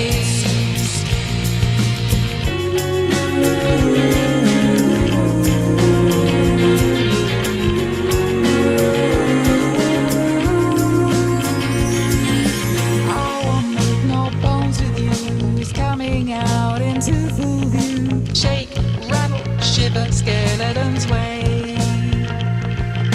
Now your secrets all exposed. You're lying there in your wardrobe. Shake, rattle, shiver, skeletons way. Seems so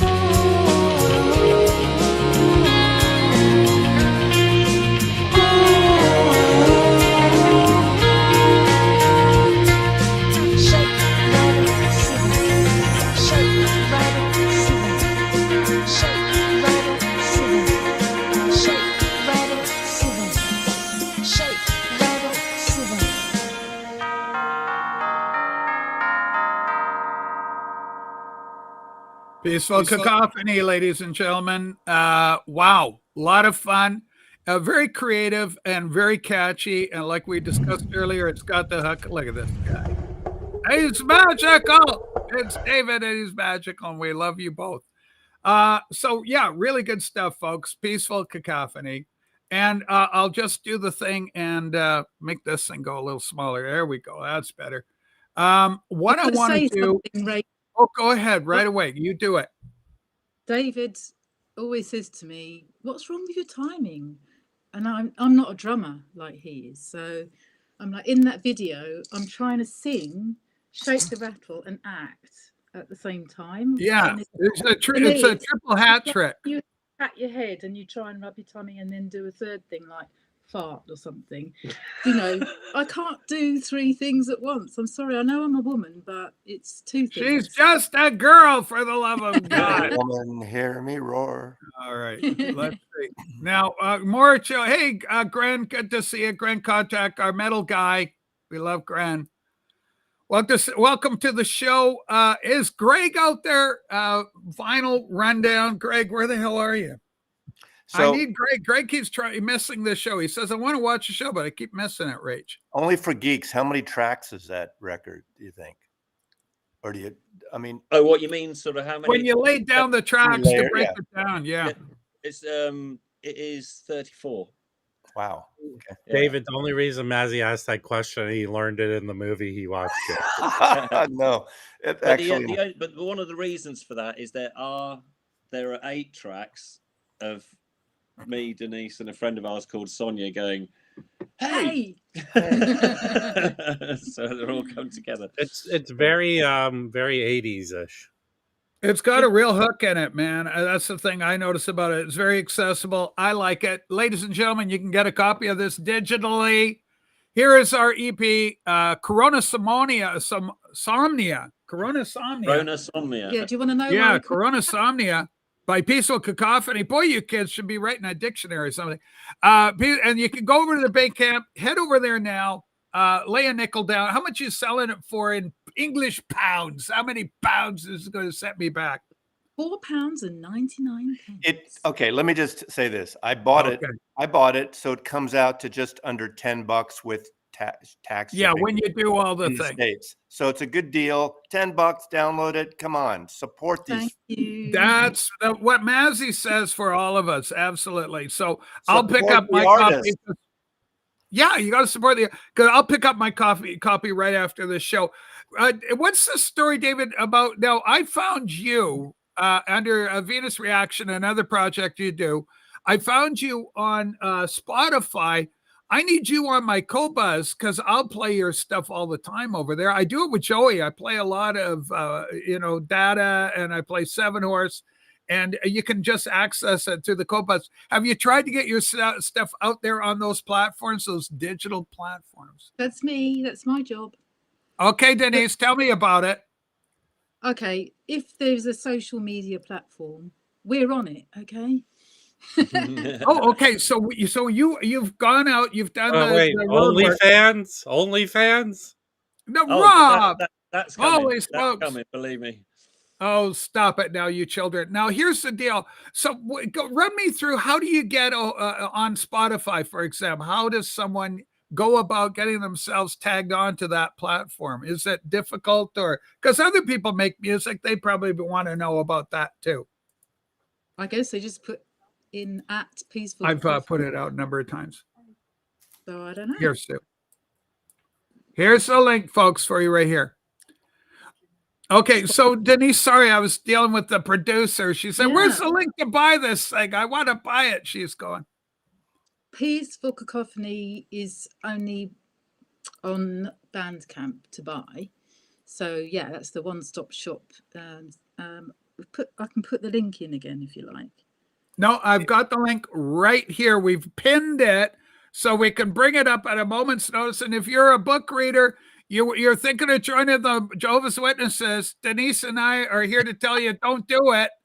And so there you go. There's a link. I want to respond to Star Power because he's right that I said I don't listen to downloads usually. I listen to downloads from my phone in my car only. And do Apple Music in my car only. I don't stream at home. I won't be playing this at home. I'll probably play it in my car. I don't do the digital to my stereo, all that.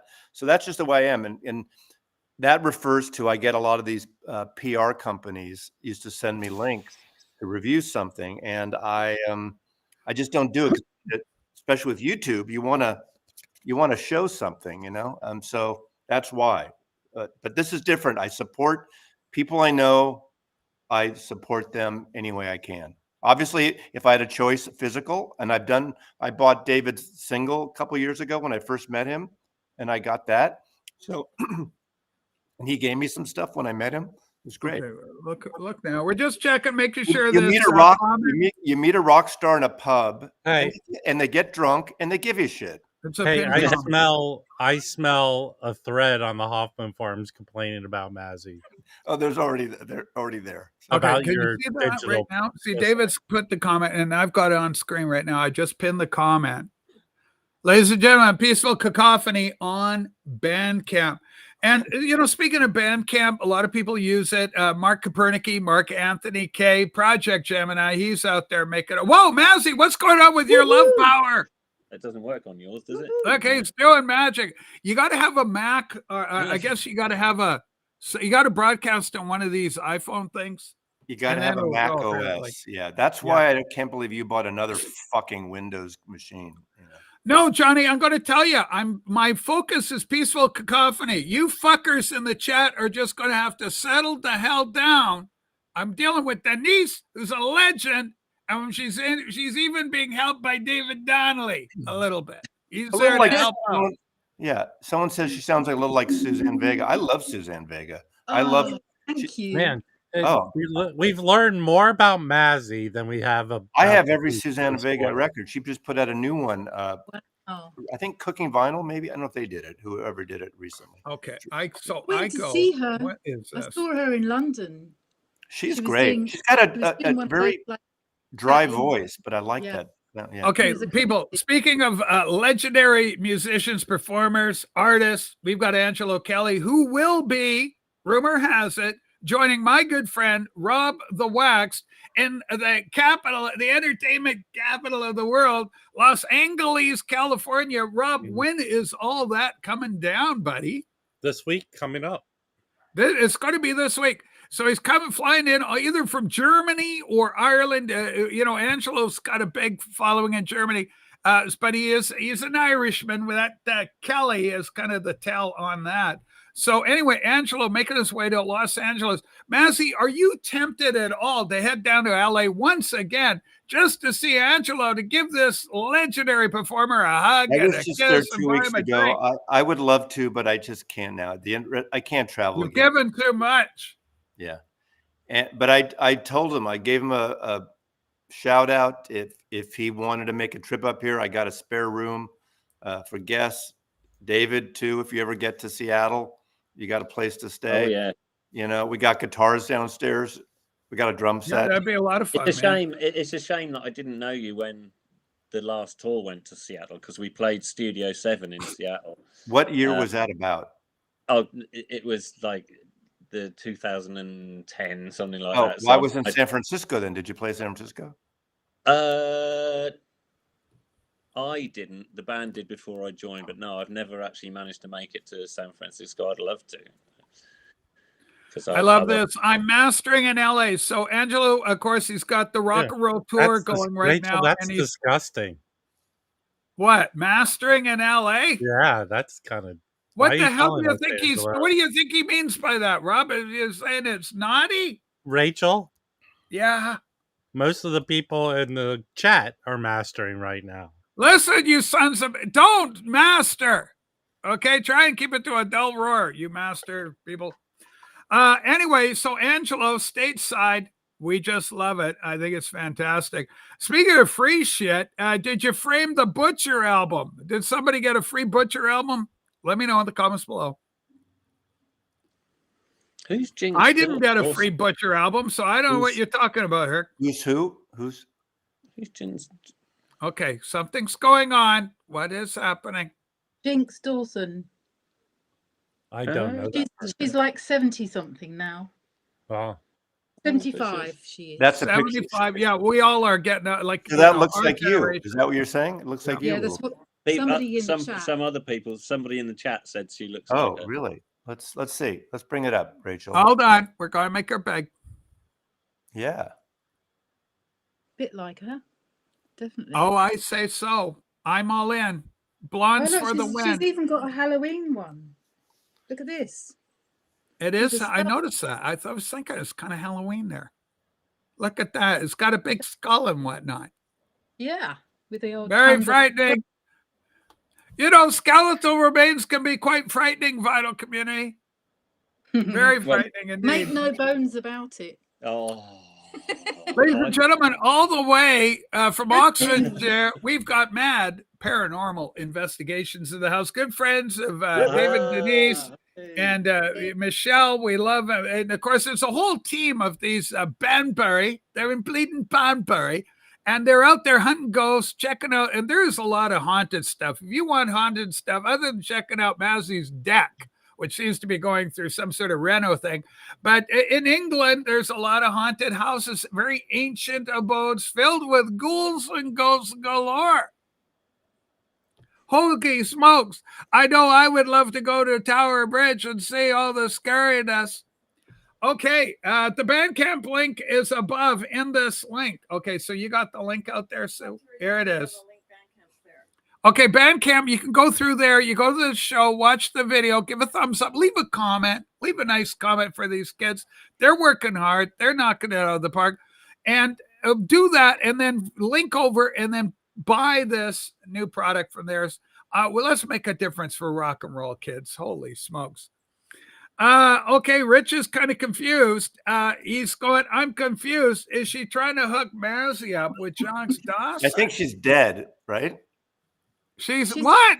No, Is she she's dead? 75. she's 70. Well, She's wait. still going Oh, along. Wait, Mazzy, I thought you prefer them dead. And she's probably about 25 years too Rob. old for me. But The band- Mazzy's not into what's yeah, he's not into necrophilia. Paging Mr. Holy smokes. There it is. Rob's porno horror extravaganza Nectronic. I think. Oh, no, band- that's Nick. the Sorry, band she's Nick. in- the band she's in is called Coven, and I believe that AGK may have shown an album by them. at It's some not point. the band that did 110 Soldier. One tin soldier Okay, right no. away. You know what's really interesting that I had read, and it's interesting they brought it up in the movie. There's a scene in the movie, the Springsteen thing. Know who he was influenced by in like 1982, around this period, or 81, 82. He was listening to, he thought were 19 geniuses. Suicide, that first Suicide album, that's kind of ambient, out there, I electronic. love that. I love that. Yeah, I have and Bruce I have listening to two vinyl. when you listen to Nebraska, in that haunting side of Nebraska, it kind of makes sense, but I never made that connection for years.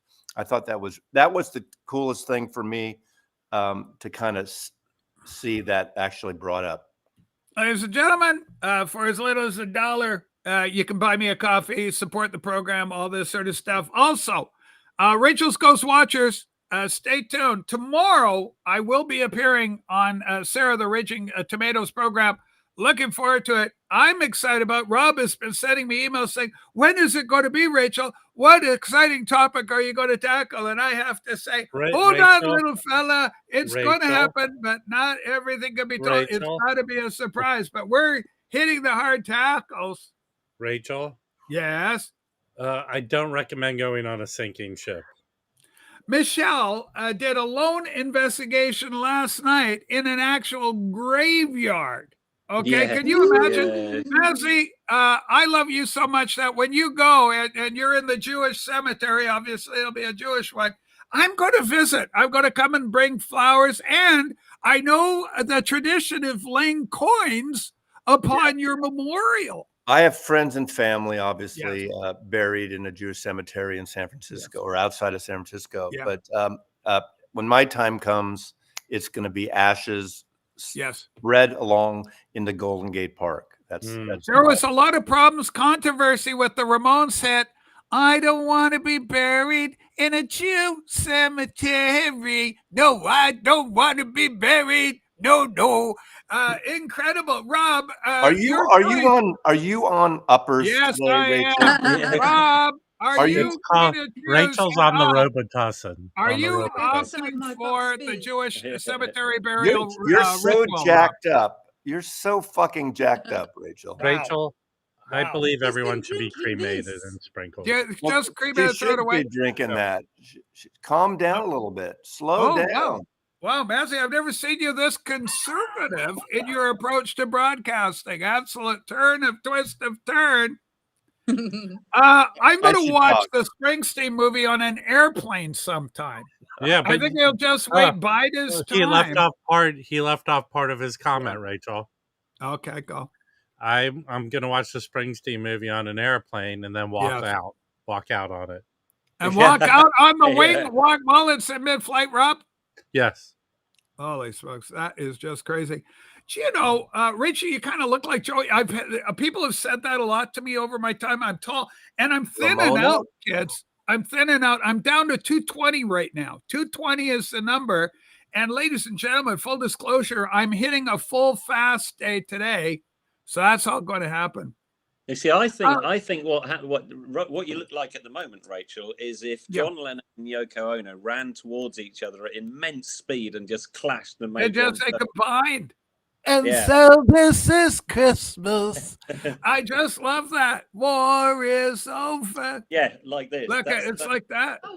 So just if you get it just halfway, it's Yeah. right. What would you call it? Do you know what's weird? My son looks so much like Julian Lennon. Yeah, Hang on. I'll show you. You know, you can make this AI thing. It makes things come alive. And like, here's a picture, my boy. He's got that Julian Lennon kind of thing going. Look at that. There he is. There's Julian. That's my kid. Sue and I made him. But, you know, there he goes.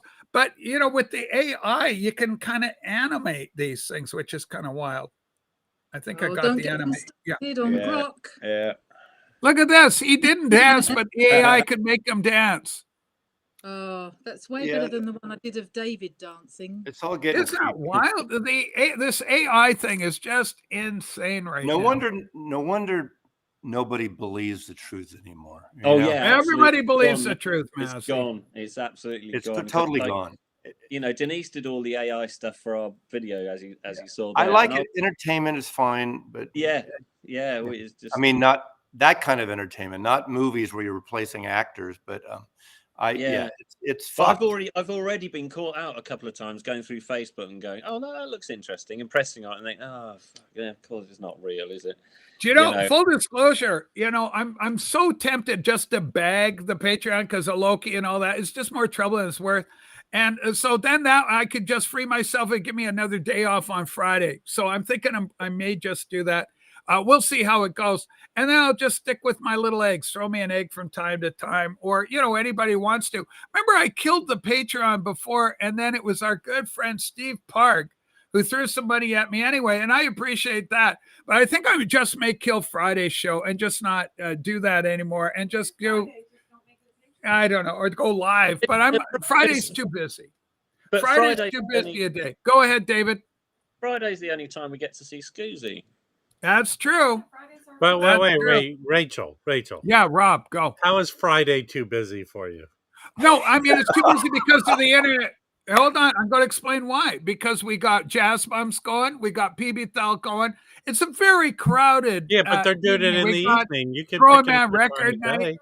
Why isn't Susie here today? Why isn't Susie here on Sunday mornings? Are you in church? Today's story with Sue is the fact that hang on, we got to go to Denise right now. She's doing a thing. This is where I got the inspo for the black cat in the video.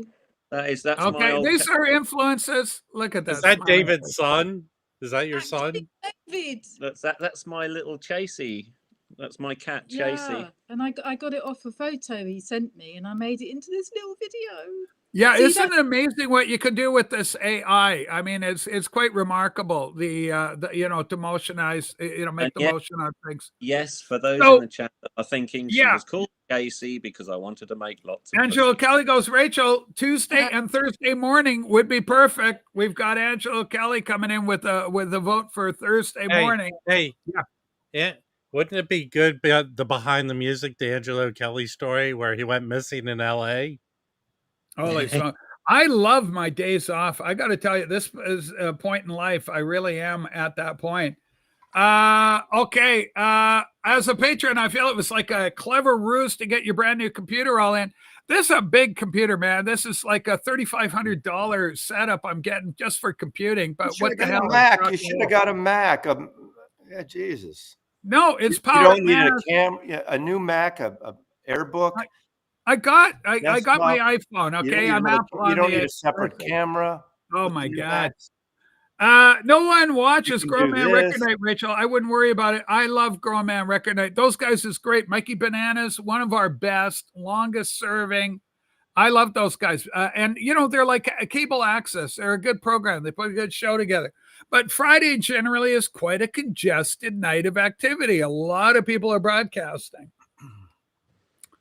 So anyway, yeah, I just like the thing. The Bandcamp link. Okay, well, here it is. Hit this, kids. Here it is. The EP Corona Somnia. Good Lord. Corona Somnia. Corona Somnia. Say it 3 times fast, Rachel. Peaceful Cacophony Bandcamp. Just go Peaceful Cacophony. Spell it like that. Go to Bandcamp. You'll find it there. Support these artists. We appreciate it. It was basically, I'm sure everyone was the same, that like during the lockdown here, certainly, you didn't have to get up for anything and you didn't have to go to bed at a certain time. So we ended up recording a lot of stuff at like 3 a.m. and things like that. So it was like we ended up with Corona Somnia, which was, we made that. That's because you've got insomnia. Yeah. And it was the coronavirus. Yeah. As John Lennon once said, we recorded all night and then we made glove. But this is just the way it is with John and Yoko. Yeah, we recorded all night and then we made glove. Number 9. And this is what happens down at the Beeb. Anyway, Mikey is a cool dude. We love that. Ladies and gentlemen, here is that link. Once again, head over there. We want to see these things. A lot of downloads on this. I talked to David. David probably hates this portion. Mark Anthony K., if you're still here watching, for the love of God, tell David to cut an album. Tell him don't worry about it, that the people will buy the damn frickin' album. I mean, this is not rocket science. They'll pre-order it, and that's as simple as that. Mazzy, do you pre-order an album if a local vinyl community member was trying to crowdsource an album? Would you pay in advance to see that album come to fruition? Play along, Mazzy. Try and catch up. You're very Hold on, Rachel. We'll take that. Rob, take it over. Save this. Someone texted me and I had to respond. No, Mazzy was taking one of those short naps he's famous for. No, someone I had to respond. Someone's never mind. Okay, take your time. Julie, we love you. Coffee, Julie. What was the question? No, it's not that. The question was about advance orders. Like if Denise and David, sorry, I got to get the order right. It's like Simon and Garfunkel, Lennon McCartney. It's never McCartney Lennon. Never say it that way. It's blasphemy. It's got to be Lennon McCartney. It's got to be Denise David. So wait, so the question is, would you buy their album? Rob, I'm trying to pitch an album. Would you buy their album if we crowdsourced it? We buy it. We give them the money first. Of course I would. Of course I would. Like a Kickstarter record thing or whatever. We've got some thanks to give you to Revs per minute. Revs a minute. Here we go. We got a question coming in. We've got Jack Parks. We've got Manhattan and Revs per minute and Jason Ivan. I'm Manhattan. Oh, thank you. Good Lord. All right. Hang on. Let's go small. All right. Coffee Julie texted Mazzy, which, Rach just got there before me. Yes, absolutely. Mazzy hasn't paid for a record since 1967. Believe me, I pay for a lot of fucking records. I do get records, promos, but I pay for. Hey, Rachel. I have Yes, a new Rob. video. I have a new video dropping. Oh, It's Rob, I'm Matt- curious. It's Mazzy's top 10 excuses for things. Did you? Top 10 excuses. You got to see the latest. What's the Instagram record parody channel? Yeah, Vinyl Community Casting. They got one wrong. If I get it right. Well, explain what they posted. Wait, what have they first. done, Mass? I'll show you then. I got to find it here. They kind of riffed on me, obviously, but it's fine. When people riff lightheartedly, I get it. When they're mean-spirited assholes and fuckers, fuck them. Final Community. While Mazzy's thinking of that, I'm just going to answer Star Power. Okay, but, Star Power. If we can't do the vinyl thing, we will certainly. There will be a physical CD with a booklet and all that on there. So. Has anybody used SoundCloud's Vinyl on Demand? No. SoundCloud Vinyl on But I do Demand is think- the question. But I do think SoundCloud is the best kind of interacting to listen to. Because you have to be a pro member, and then you can just do Vinyl on Demand. So people order and it gets Yeah. Mazzy, you're about to dox somebody. Go ahead. No, this is the deal. Okay. Okay, so you're playing bingo. I didn't make this up. So this is Coffee Julie. We got Coffee Julie. We got Ry Cooter mentioned. We had Yoko mentioned on the show. Coffee Dave, not mentioned. Ringo Chad has been mentioned on the show today. We're actually rhinos have been mentioned today. Actually, pretty freaking good. Just the word wanker, of course. Yeah. So- the center right politics. I don't get that one. So we got most of it. We got a lot of stuff I'm on the bingo card today. Center left. I'd be center left. So. I love what's going on here with this because the bingo card has been pretty full. We've hit on a lot of those. Rob, give me some of the buzzwords that may appear on a bingo card if people were considering you as the main theme. As we saw Mazzy, like moron would have to be there. Moron. Yes. What do you call that? Sideshow Bob or Sideshow Pants or whatever you call Dave? Dave, the pull down artist. Pull down artist. Pull down artist would be there. Can we get an Angelo on your bingo card, do you think? PP, the PP song. I didn't make it, so I don't know. Holy smokes. We still okay. don't know who Vinyl Community Casting is. We Right, probably Rachel. do, but Yeah, go ahead, Brian. I predict I might be sick of Angelo Kelly a week from now. Holy smokes, it could be too intense. You two celebrities getting together. Have you ever seen? Okay, Have you ever seen Angelo Kelly playing along with Billy Cobham? Yes, I have seen that. Yeah. That's available on the YouTube. Yeah, it's fantastic. It's on the YouTube. He is a drummer. Angelo can drum. I mean, there's a number of videos where Angelo will hop on the kit. Like you can see him, he's up talking to the audience, a large audience, by the way. And then he goes, takes his place on the kit. Good things happen. Yeah, but it's quite to have a little drum sort of battle or whatever with Billy Cobham that is not any small feat, quite frankly. exactly, yeah. Oh, there's a pun there, I think. Okay, so this is very interesting. Who do we as a community feel Vinyl Community Casting is?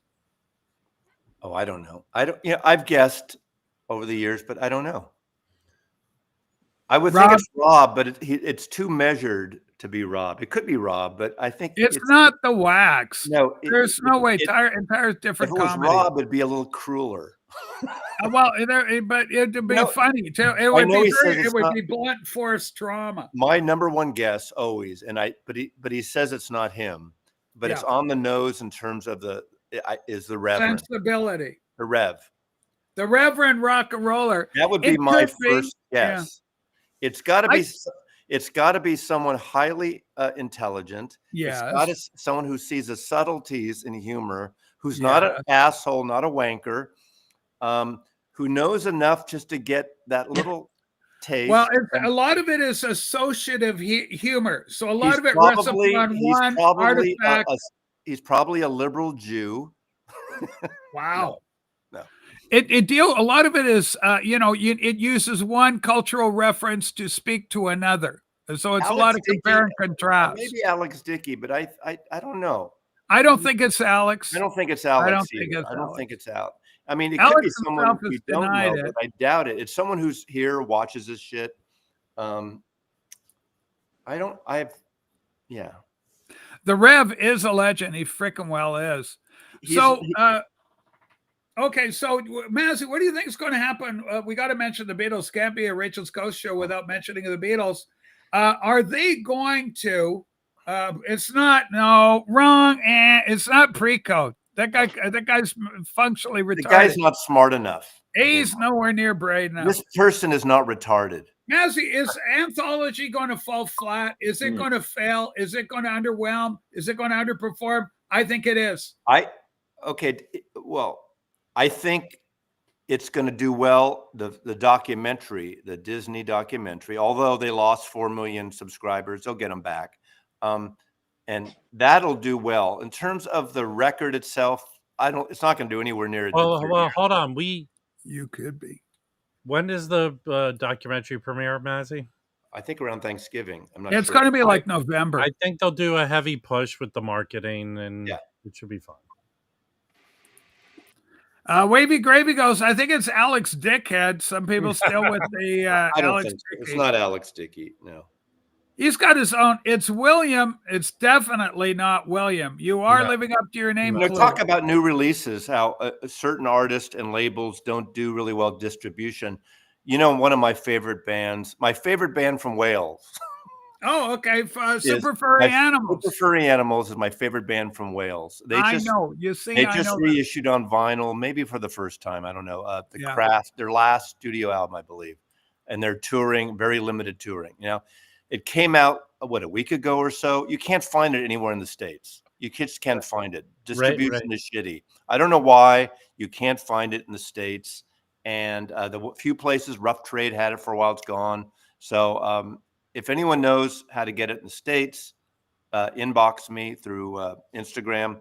But I don't know why they don't have good distribution, because they're not a minor band. I mean, they're not massive in the States, but they, compared to a lot of other bands, they're doing all right. Okay, Rob, you've been calling. You've been aching to get in on this. If you can highlight Angelo Kelly's comment. Angelo Kelly. Okay, Rob, here we go. This is a reference to you, babe. Okay, Rachel, there might be a visit to Disneyland, and someone might be permanently installed, and It's a Small World ride. Holy smokes. With Jim? I just love it. Both of them.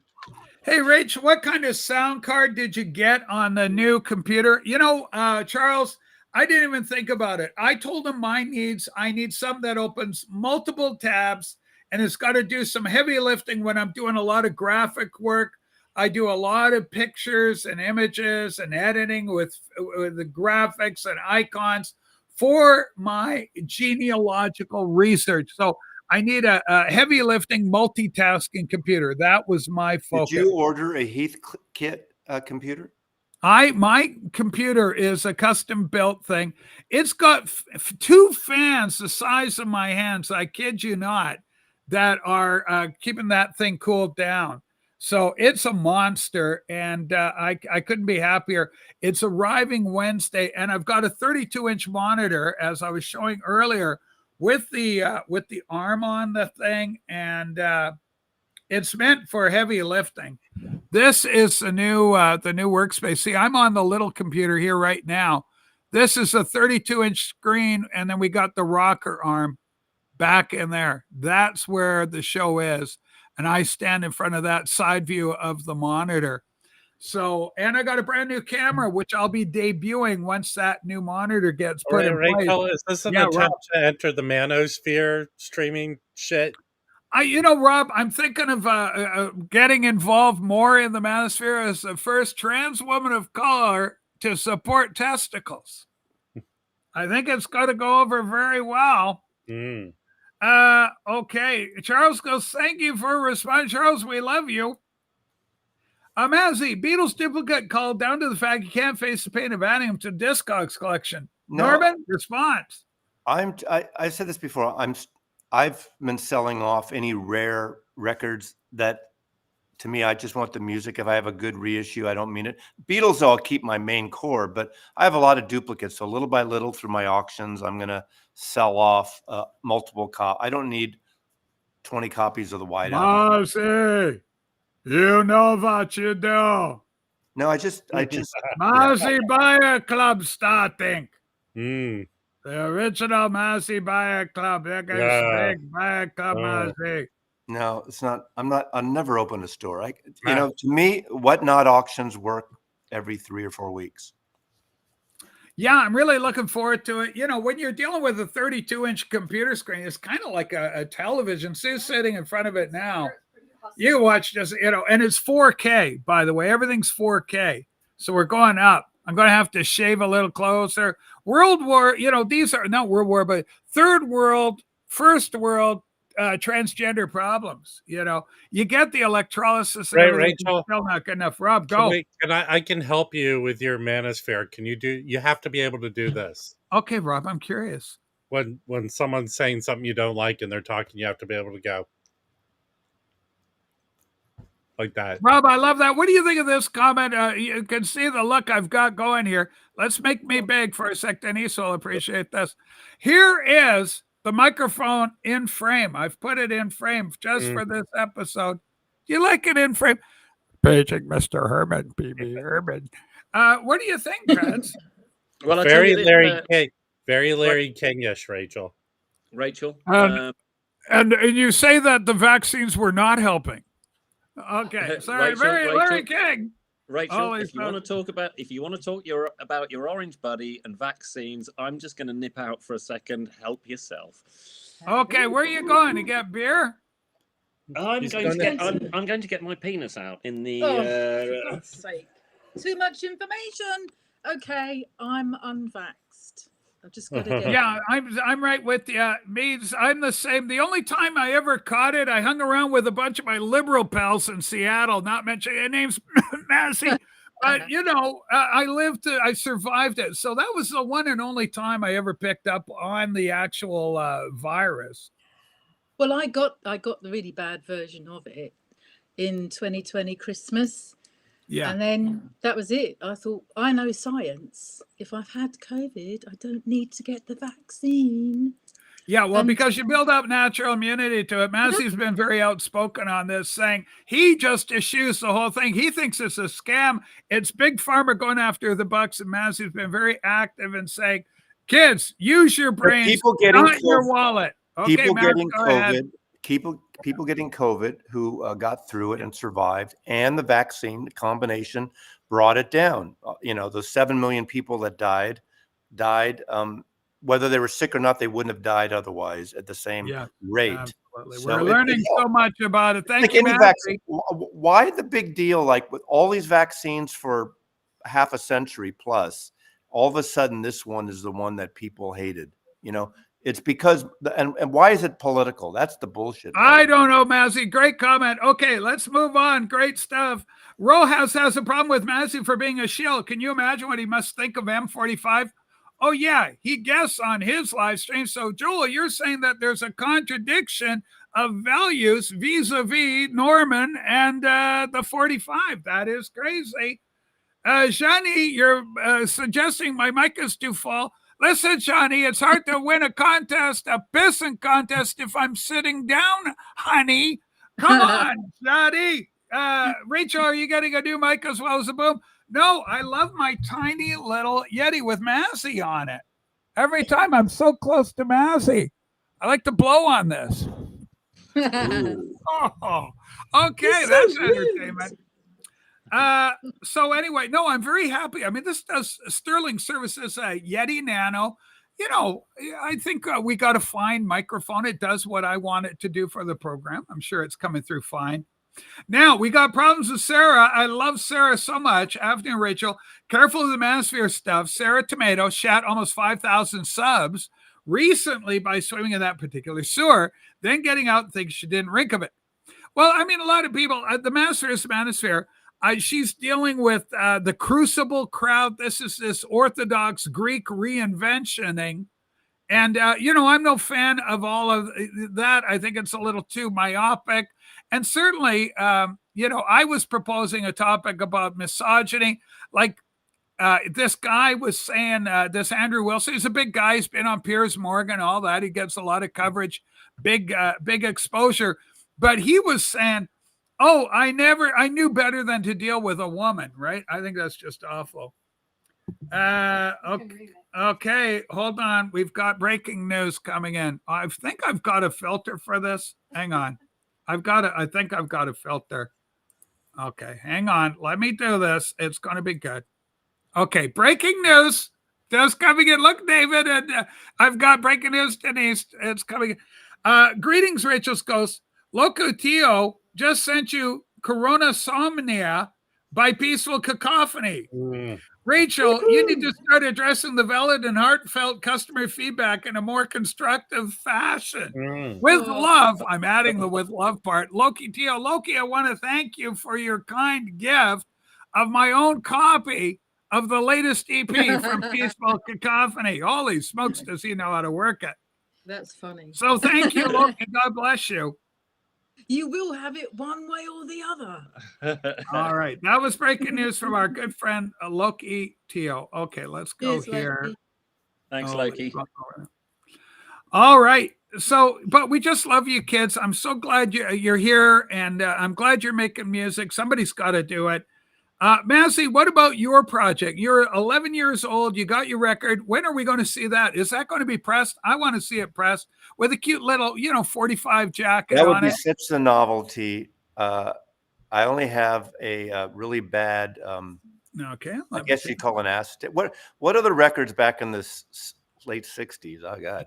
It's like a yummy, metal. yummy. You got love in your mouth. It's pressed on metal. They do a sample copy. It's like a acetate type of thing, and it's been played for almost 60 years like that. I have a tape from '68. I'd love to transfer it sometime and do like an EP or something. But I think you should do it. We'd all buy it. I mean, it would be a it's novelty just for fun. people to buy through my channel just because I Yeah. have my channel. Not that I'd it's a buy it. it's We support one another.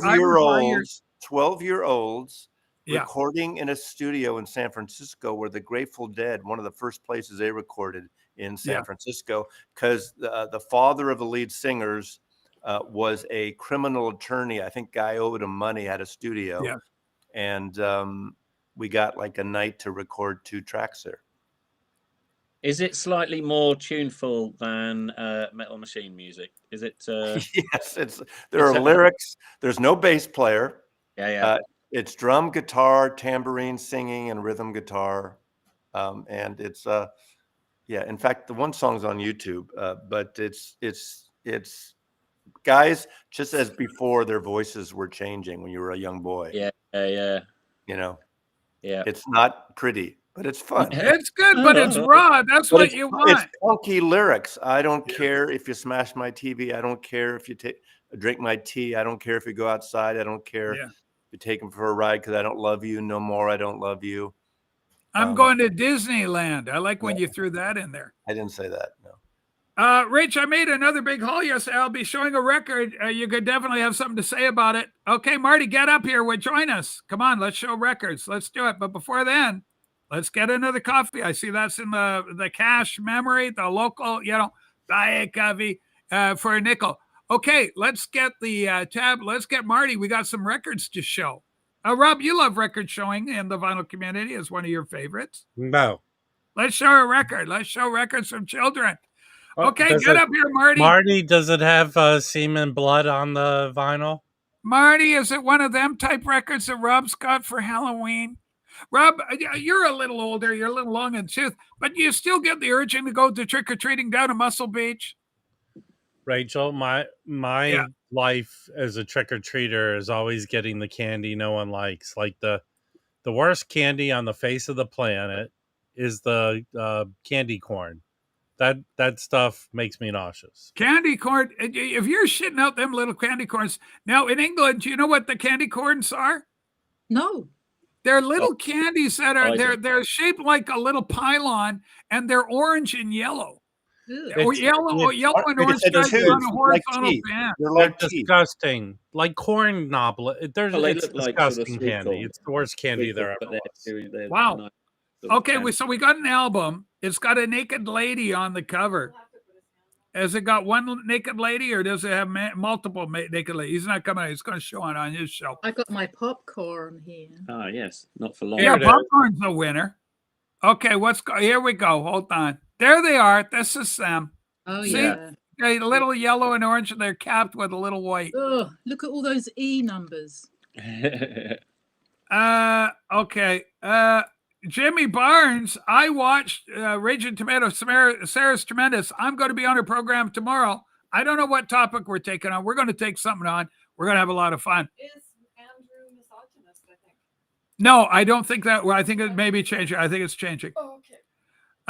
Okay. Wax, you get a rock like Charlie Brown got. What do you think about that? Zaddy's worried about your Halloween friend.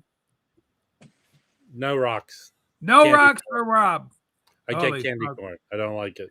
Yeah, holy smoke. Now, Massey, as a kid, and Rob, you too, even though you're of the Jewish persuasion with your happy Hanukkahs and everything, you couldn't handle as children the fact that you weren't getting presents like the other white children.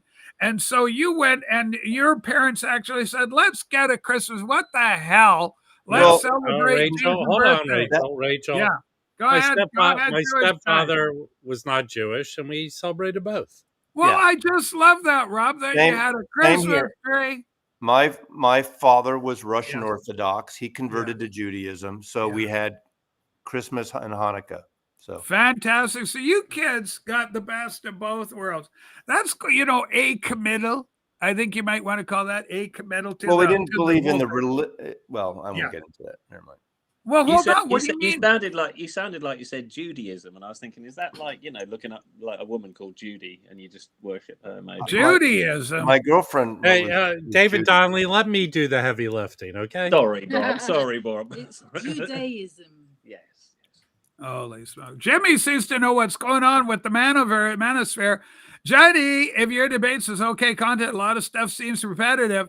Seem to be debating Mormonism for what feels like months now. Holy smokes, Mormonism.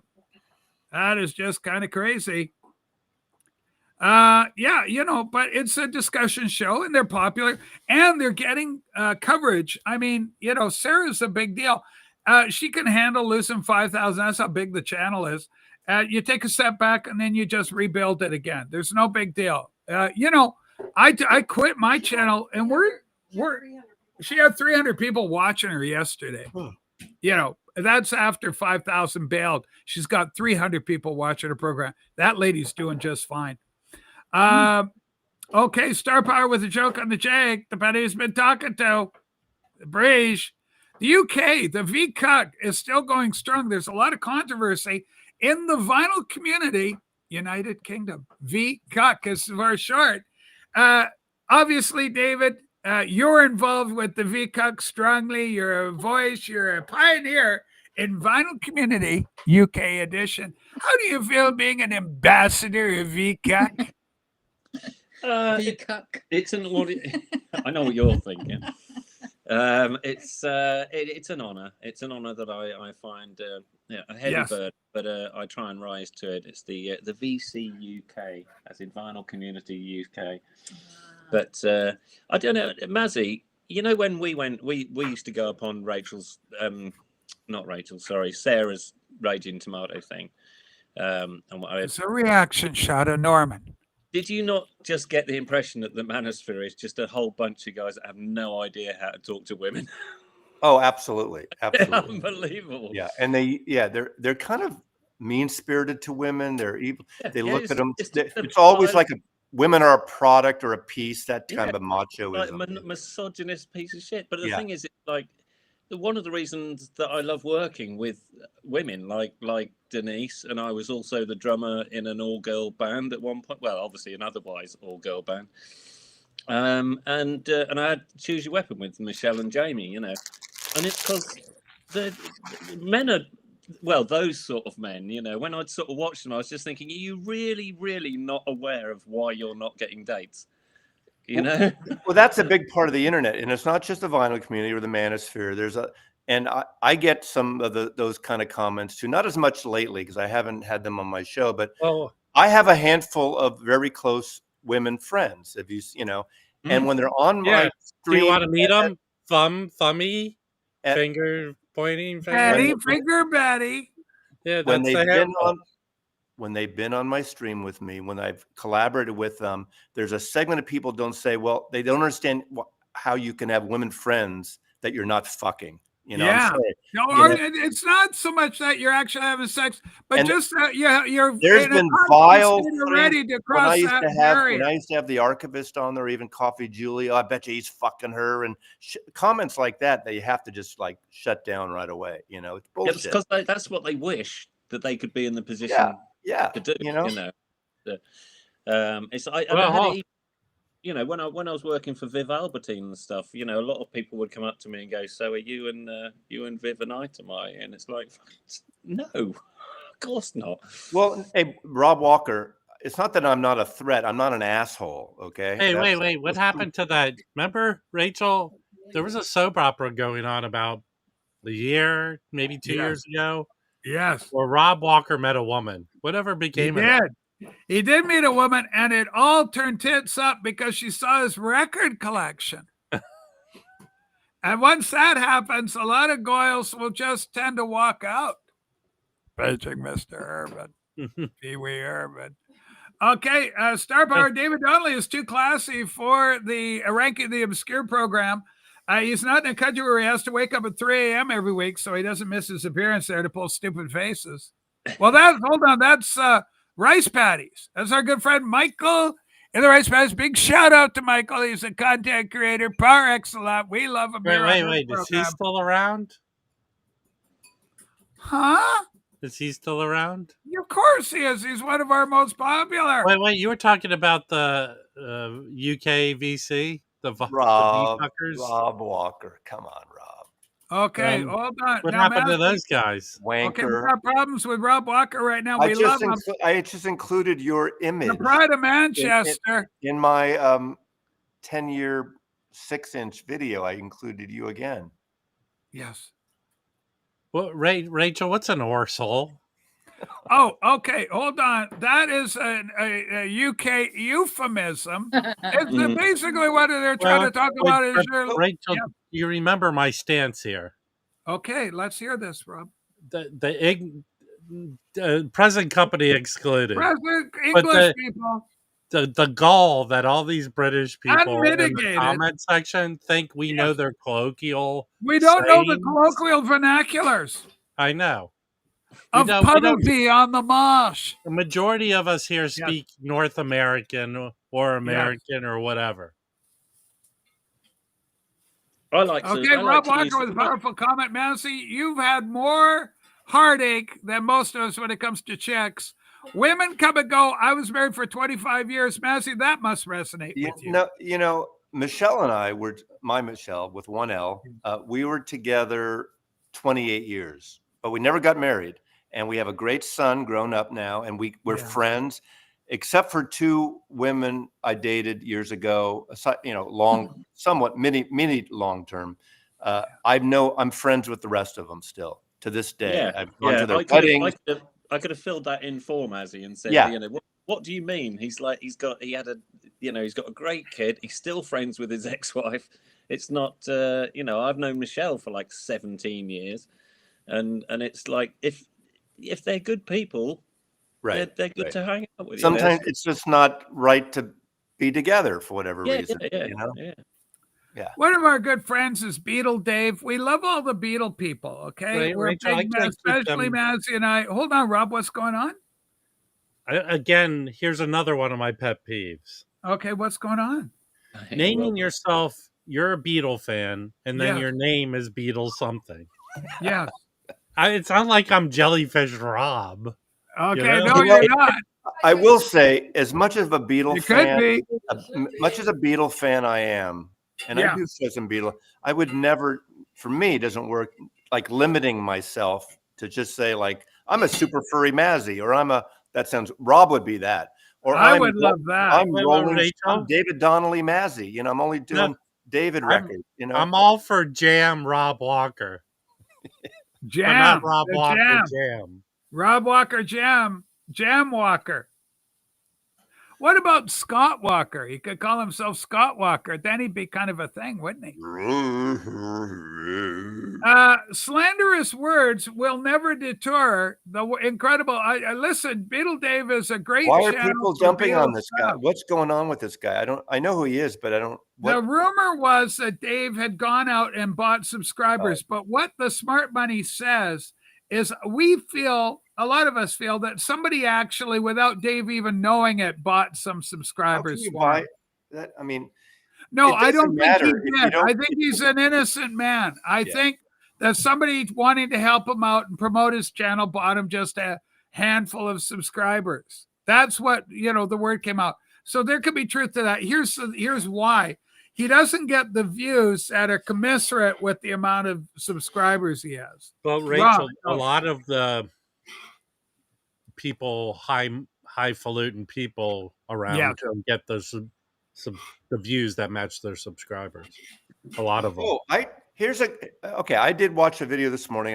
The first thing I watched, because the thumbnail sucked me in. I don't know if he's watching here, but Tokyo Brian, when he goes out in the world and actually interviews people and shows great tours of Tokyo or of Japan, those are his best videos, I think. Not about talking about process and his car stuff, but I like those videos. Well, in the thumbnail I recognized, and he talked about it, Kevin Cole from KEXP, who used to be the program director and used to have a regular show. I think he only does a Sunday show now, is in Japan, I guess, with his partner, his wife, whatever. And somehow he met up with Tokyo Brian, and he's in part of the video there. They're going to see Oasis. Apparently Oasis opens up in Japan, a tour in Japan right now. Wow. So yeah, they're doing great. I love Oasis. I'm a big Oasis. It was great fan. to see Kevin Cole from KEXP, from Seattle in Japan, and I like that. So a shout out to watch that video of Tokyo Brian's. Okay, whoa. Eddie Perez, who cares? On what?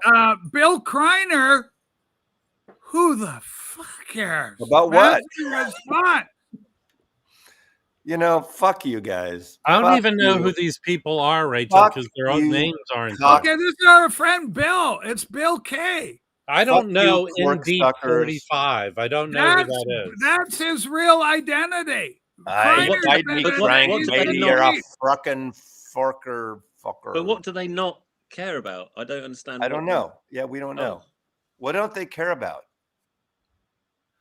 Okay, listen. It was Rob Walker was the main proponent of the Beatle Dave sub-buying rumor. The same Rob Walker who turned up on VCuck Live, pissed on baby camera or something. Baby Sham. Baby Sham. What the fuck is that? I want to ask David Donnelly. So he's right now. He's the mini champagne. Yeah. David is the closest we have in northern England right now, or northern, not way northern, but he's closer to Manchester than anyone on this stream right now. What the fuck is in the water there to make everyone retarded? Like Rob Walker, Morrissey, the Wanker Brothers in Oasis. I mean, except for maybe but hold on. Except for 10cc and the Hollies, they're all fucking wankers. Wow. That's strong criticism in the north of people England. you named don't live there anymore, right? Let David answer. They don't live there anymore. Okay, we're going to Norwich. Here we go. Manchester, having been there a lot, I mean, it is the centre's pretty cool, but it is pretty grim around when you get to the areas like Moss Side and what have you. People are miserable there. I don't know why. I mean, we've had some great gigs there and stuff, but it does strike me as very like someone sort of painted it in black and white. It's not good. If you go and sort of visit where Ian Curtis lived and what have you, you can almost see why he ended up sort of just losing. My God, David, that's a horrible comment. You're making it sound like post-war England, like, we got a rash and everything. I can't get me mom. What is that shit you have? That Marmite. I need Marmite. Yes. Like San Francisco and Massey's Day, it was horrible. The war had taken a toll on San Francisco. Hey, maybe they should change the name of Manchester to Womanchester. Okay, hold on, England. Here we go. Can you All right. confirm? Hold on. We need Diane to confirm. Baby Sham is a Perry drink, Rachel. Market to a cheap champagne alternative. Rob Walker can handle about 3 glasses before lose all inhibitions. Truth or what is this accurate? Denise, what do you think about this? Denise. What's that? The Baby Sham is a Perry drink, Rachel. Marketed to be cheap champagne alternative. Oh yeah. Yeah. It's And basically in the 70s that everyone was drinking Baby Sham. yeah. Holy smoke. You know, the first thing I'm going to do, I'm making my way back to England. David, I'm going to visit beautiful Norwich. And the first thing I'm going to do is I'm going to go to the candy store and I'll say, could I have some taffy? I'd like to have a taffy. I've got a pence for I've some taffy. That would be my trip. And then, Massey, Ray, yes, then, Rob, go can I ahead. You got finish your some here. story, Rachel? Wait, what's going on? Then you'll run out of the store going, I have a golden ticket. You know what? I tell you what, the thing I would like to do, if I go to, and I will, there's no doubt about it. I want Denise and the Vinyl Cacophony come out there, the Peaceful Cacophony, and I want them kids to go, come video falf, come video falf, oh, family. I would just love that. Tear would come down my eye. I go, oh my God, I'm in England, and all the magic is here. Yeah, I would greet you off the train with, God blimey, Rachel, how you doing, darling?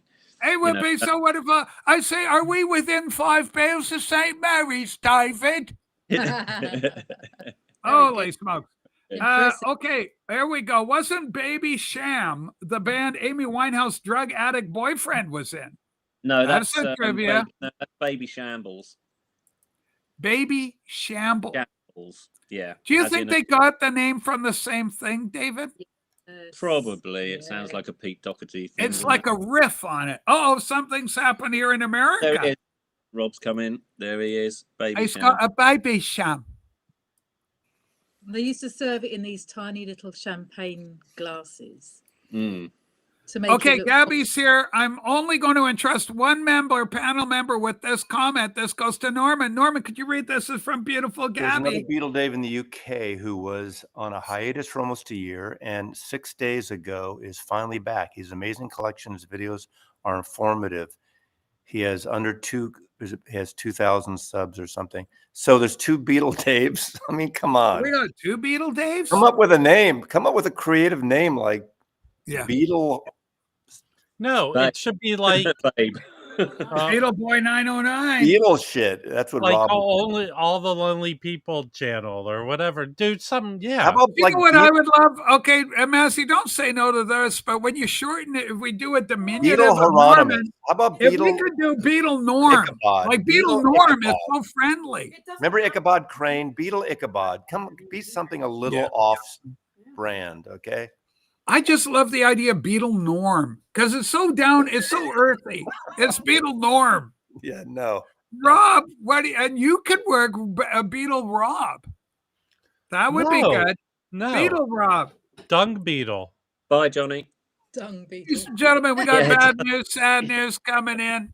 Rest in peace to Halfa. We lost Soft Cell. One of our Soft Cell guys died. Yeah, that's a shame. Was it the popular Soft Cell guy that did the singing, or No, the singer's still around. The No, it's singer's Dave Ball. It was Dave Ball who was the musician that basically did the music. But as if you think of it as Peaceful Cacophony. Okay. You could call him Scarab? Scarab Beetle. Oh, Scarab Beetle. But yeah, poor old David Ball has passed away, and that's the musical half of Soft Cell. Rob Walker, but that's proof then that I don't drink as much as you Brits, especially Guinness. I like a Guinness, but one's fine for me.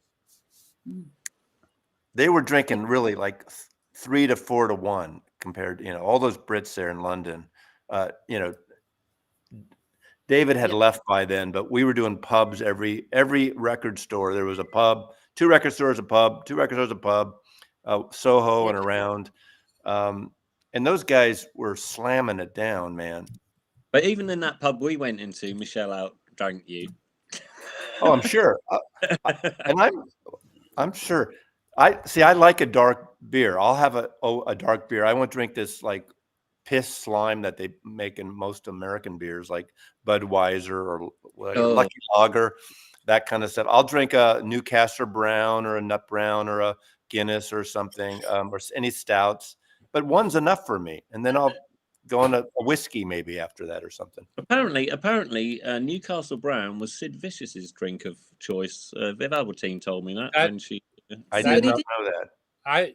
That beer was popular here in the U.S. like 30 years ago. Yeah, I love Nut Brown. I like Newcastle Brown. Hey, Massey, were you tempted during the heyday of the Fab Four? You're such a Beatles fan. When they was all into Lucky Strike cigarettes, did you want to? I've never a smoker. But I remember.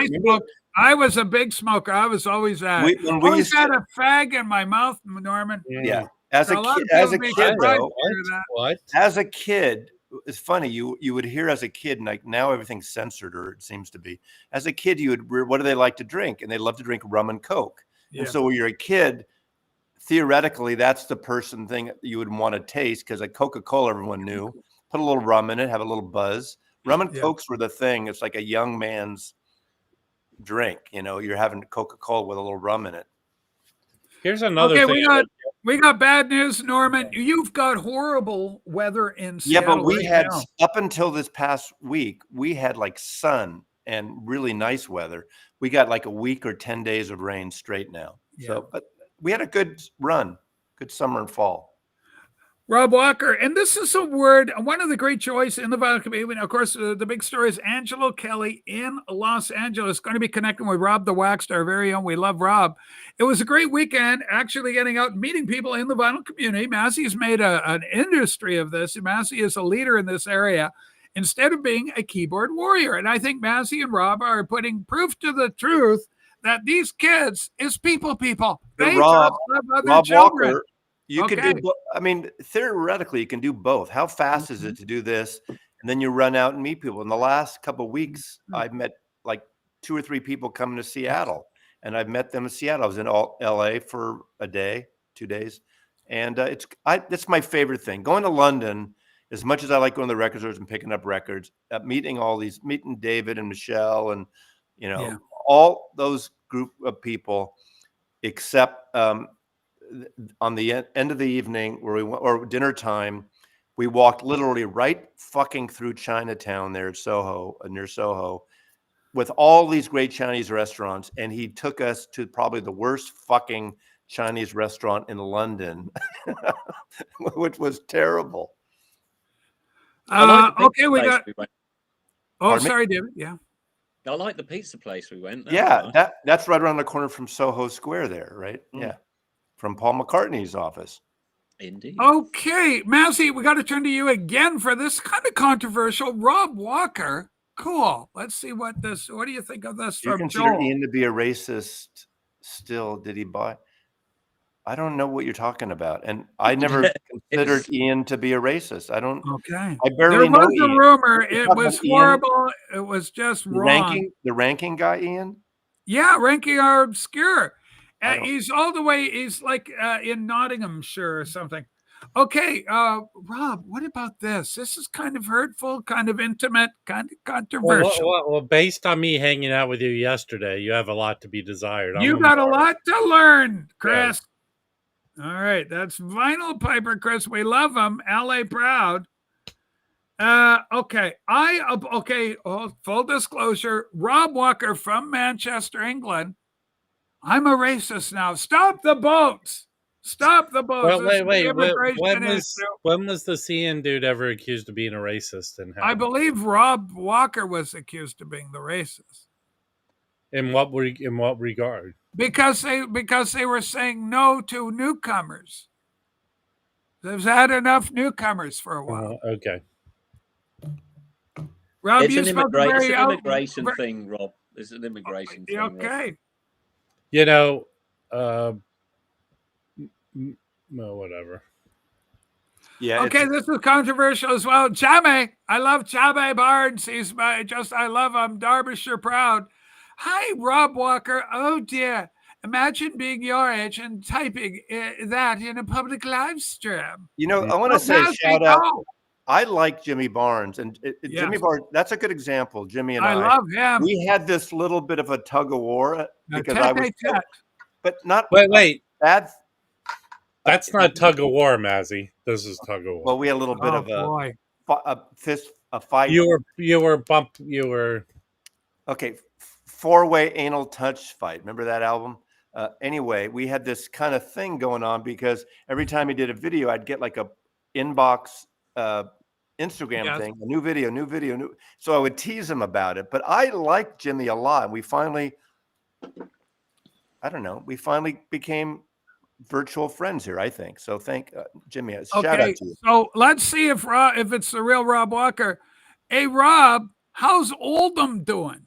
How's Oldham FC doing right now? This is a English football question. We'll see how Rob Walker handles it. If he gets it wrong, we'll know he's actually from. Are they in season, Rachel? Is it the season? Don't give any hints away. We're going to see how. Rob handles it. Okay, let's see how he goes.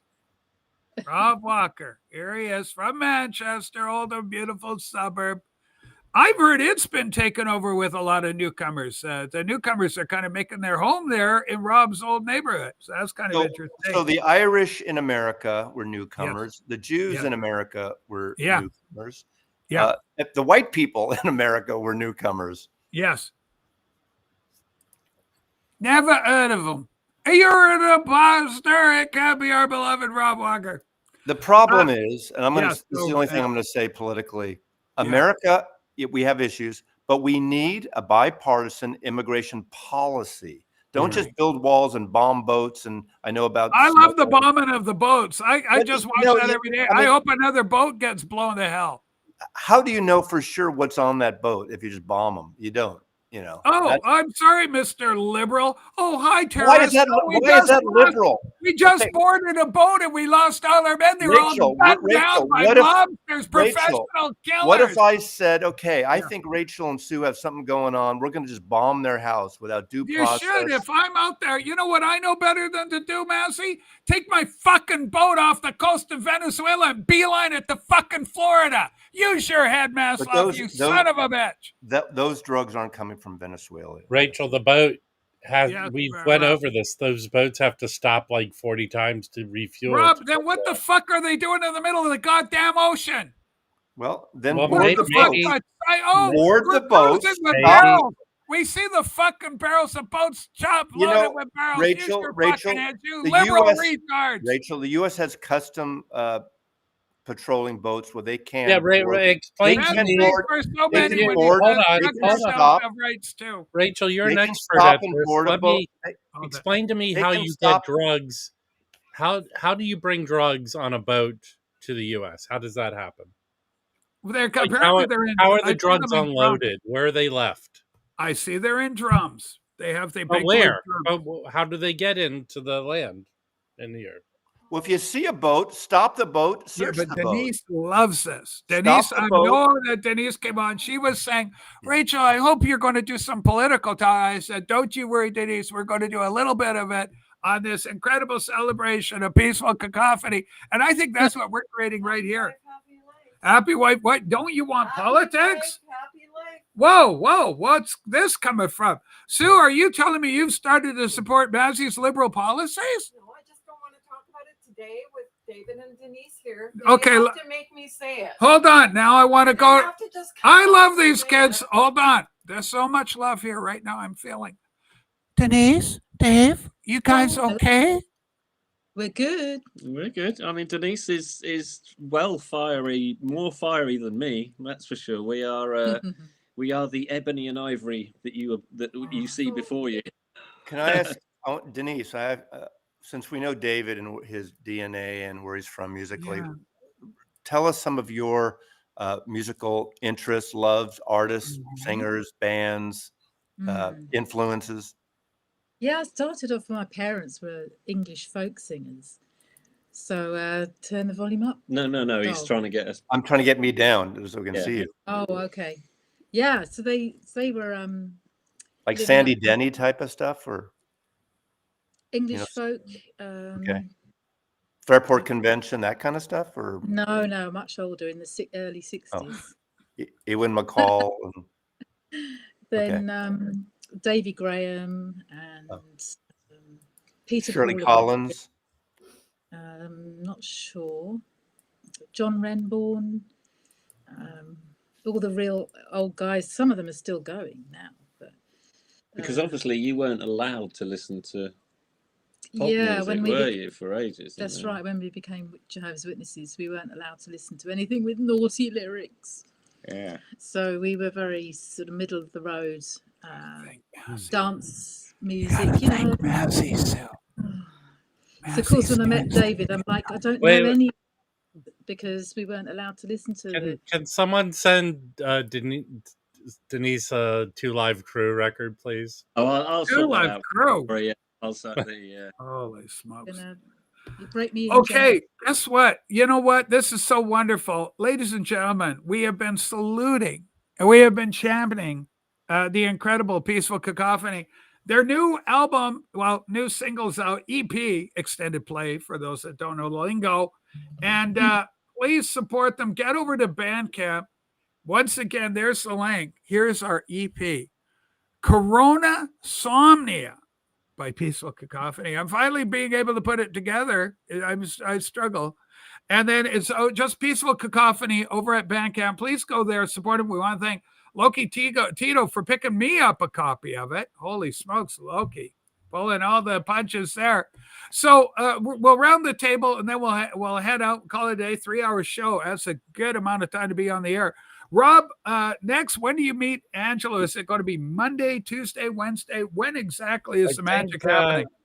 I think he might be coming into town. What's today? In a couple Today days. is Sunday, Rob. It's the 26th of Yeah, and I October. think he's coming into town in a couple days. Okay, and Norman, there's always something happening in your end of the world. What's happening on the channel? What's happening in your romantic life? I know you're a bit of a babe magnet. You're always dealing with ladies. Something's got to be going on there. Kids want to know. Praise God. I'll pass on that. Okay, Pat, a little bit of I've pass. enjoyed meeting Denise and listening to David and Denise talk about their music. We always do, man. Denise, you're absolutely lovely. Come back anytime you want. You want to promote something? We're here. Let's go. Cacophony, Peaceful Cacophony. Our final words go to you, you lovely couple. Here we go. Oh, it's been fantastic. It's my first time, so I'm a Rachel's Ghost Virgin, but I've loved it. Thank you. And thanks for bless giving your heart. us, Thank you, thanks for giving us time and what have you, because it is nice to discover sort of new music like Joey, you know, discovering Dada and Seven Horse and all that sort of stuff, and the guy with the First Boy on the Moon, was it? That's a cracking album. Yeah, as well. yeah, we love him. David So Pedrosia, folks. Obviously, we're not going to be for everyone, but hopefully there's something in there For someone. for someone, you know. Even and like I say, I'm lucky that I've got you know, a gorgeous front woman to make up for Yes, my indeed, David. physical miss. And someone who can sing. Someone who can sing, yeah, exactly, yeah. What are you saying? What are you saying, lady? Your words. Yeah, indeed, yeah. So thanks for having us on Thank there. you. And I'm glad- Peaceful Cacophony, everybody. I'm just one more time, just going to leave this up. We'll close the show with this on screen. Thank you, everybody. That'll do it for today. I'll be back on Tuesday with another show. And Lord knows what we're going to come up with then. In the meantime, thanks everybody for watching. And buy me a coffee or join up the Patreon, whatever you want to do. And thanks again, Loki, for buying me my own copy of Peaceful Cacophony's latest single.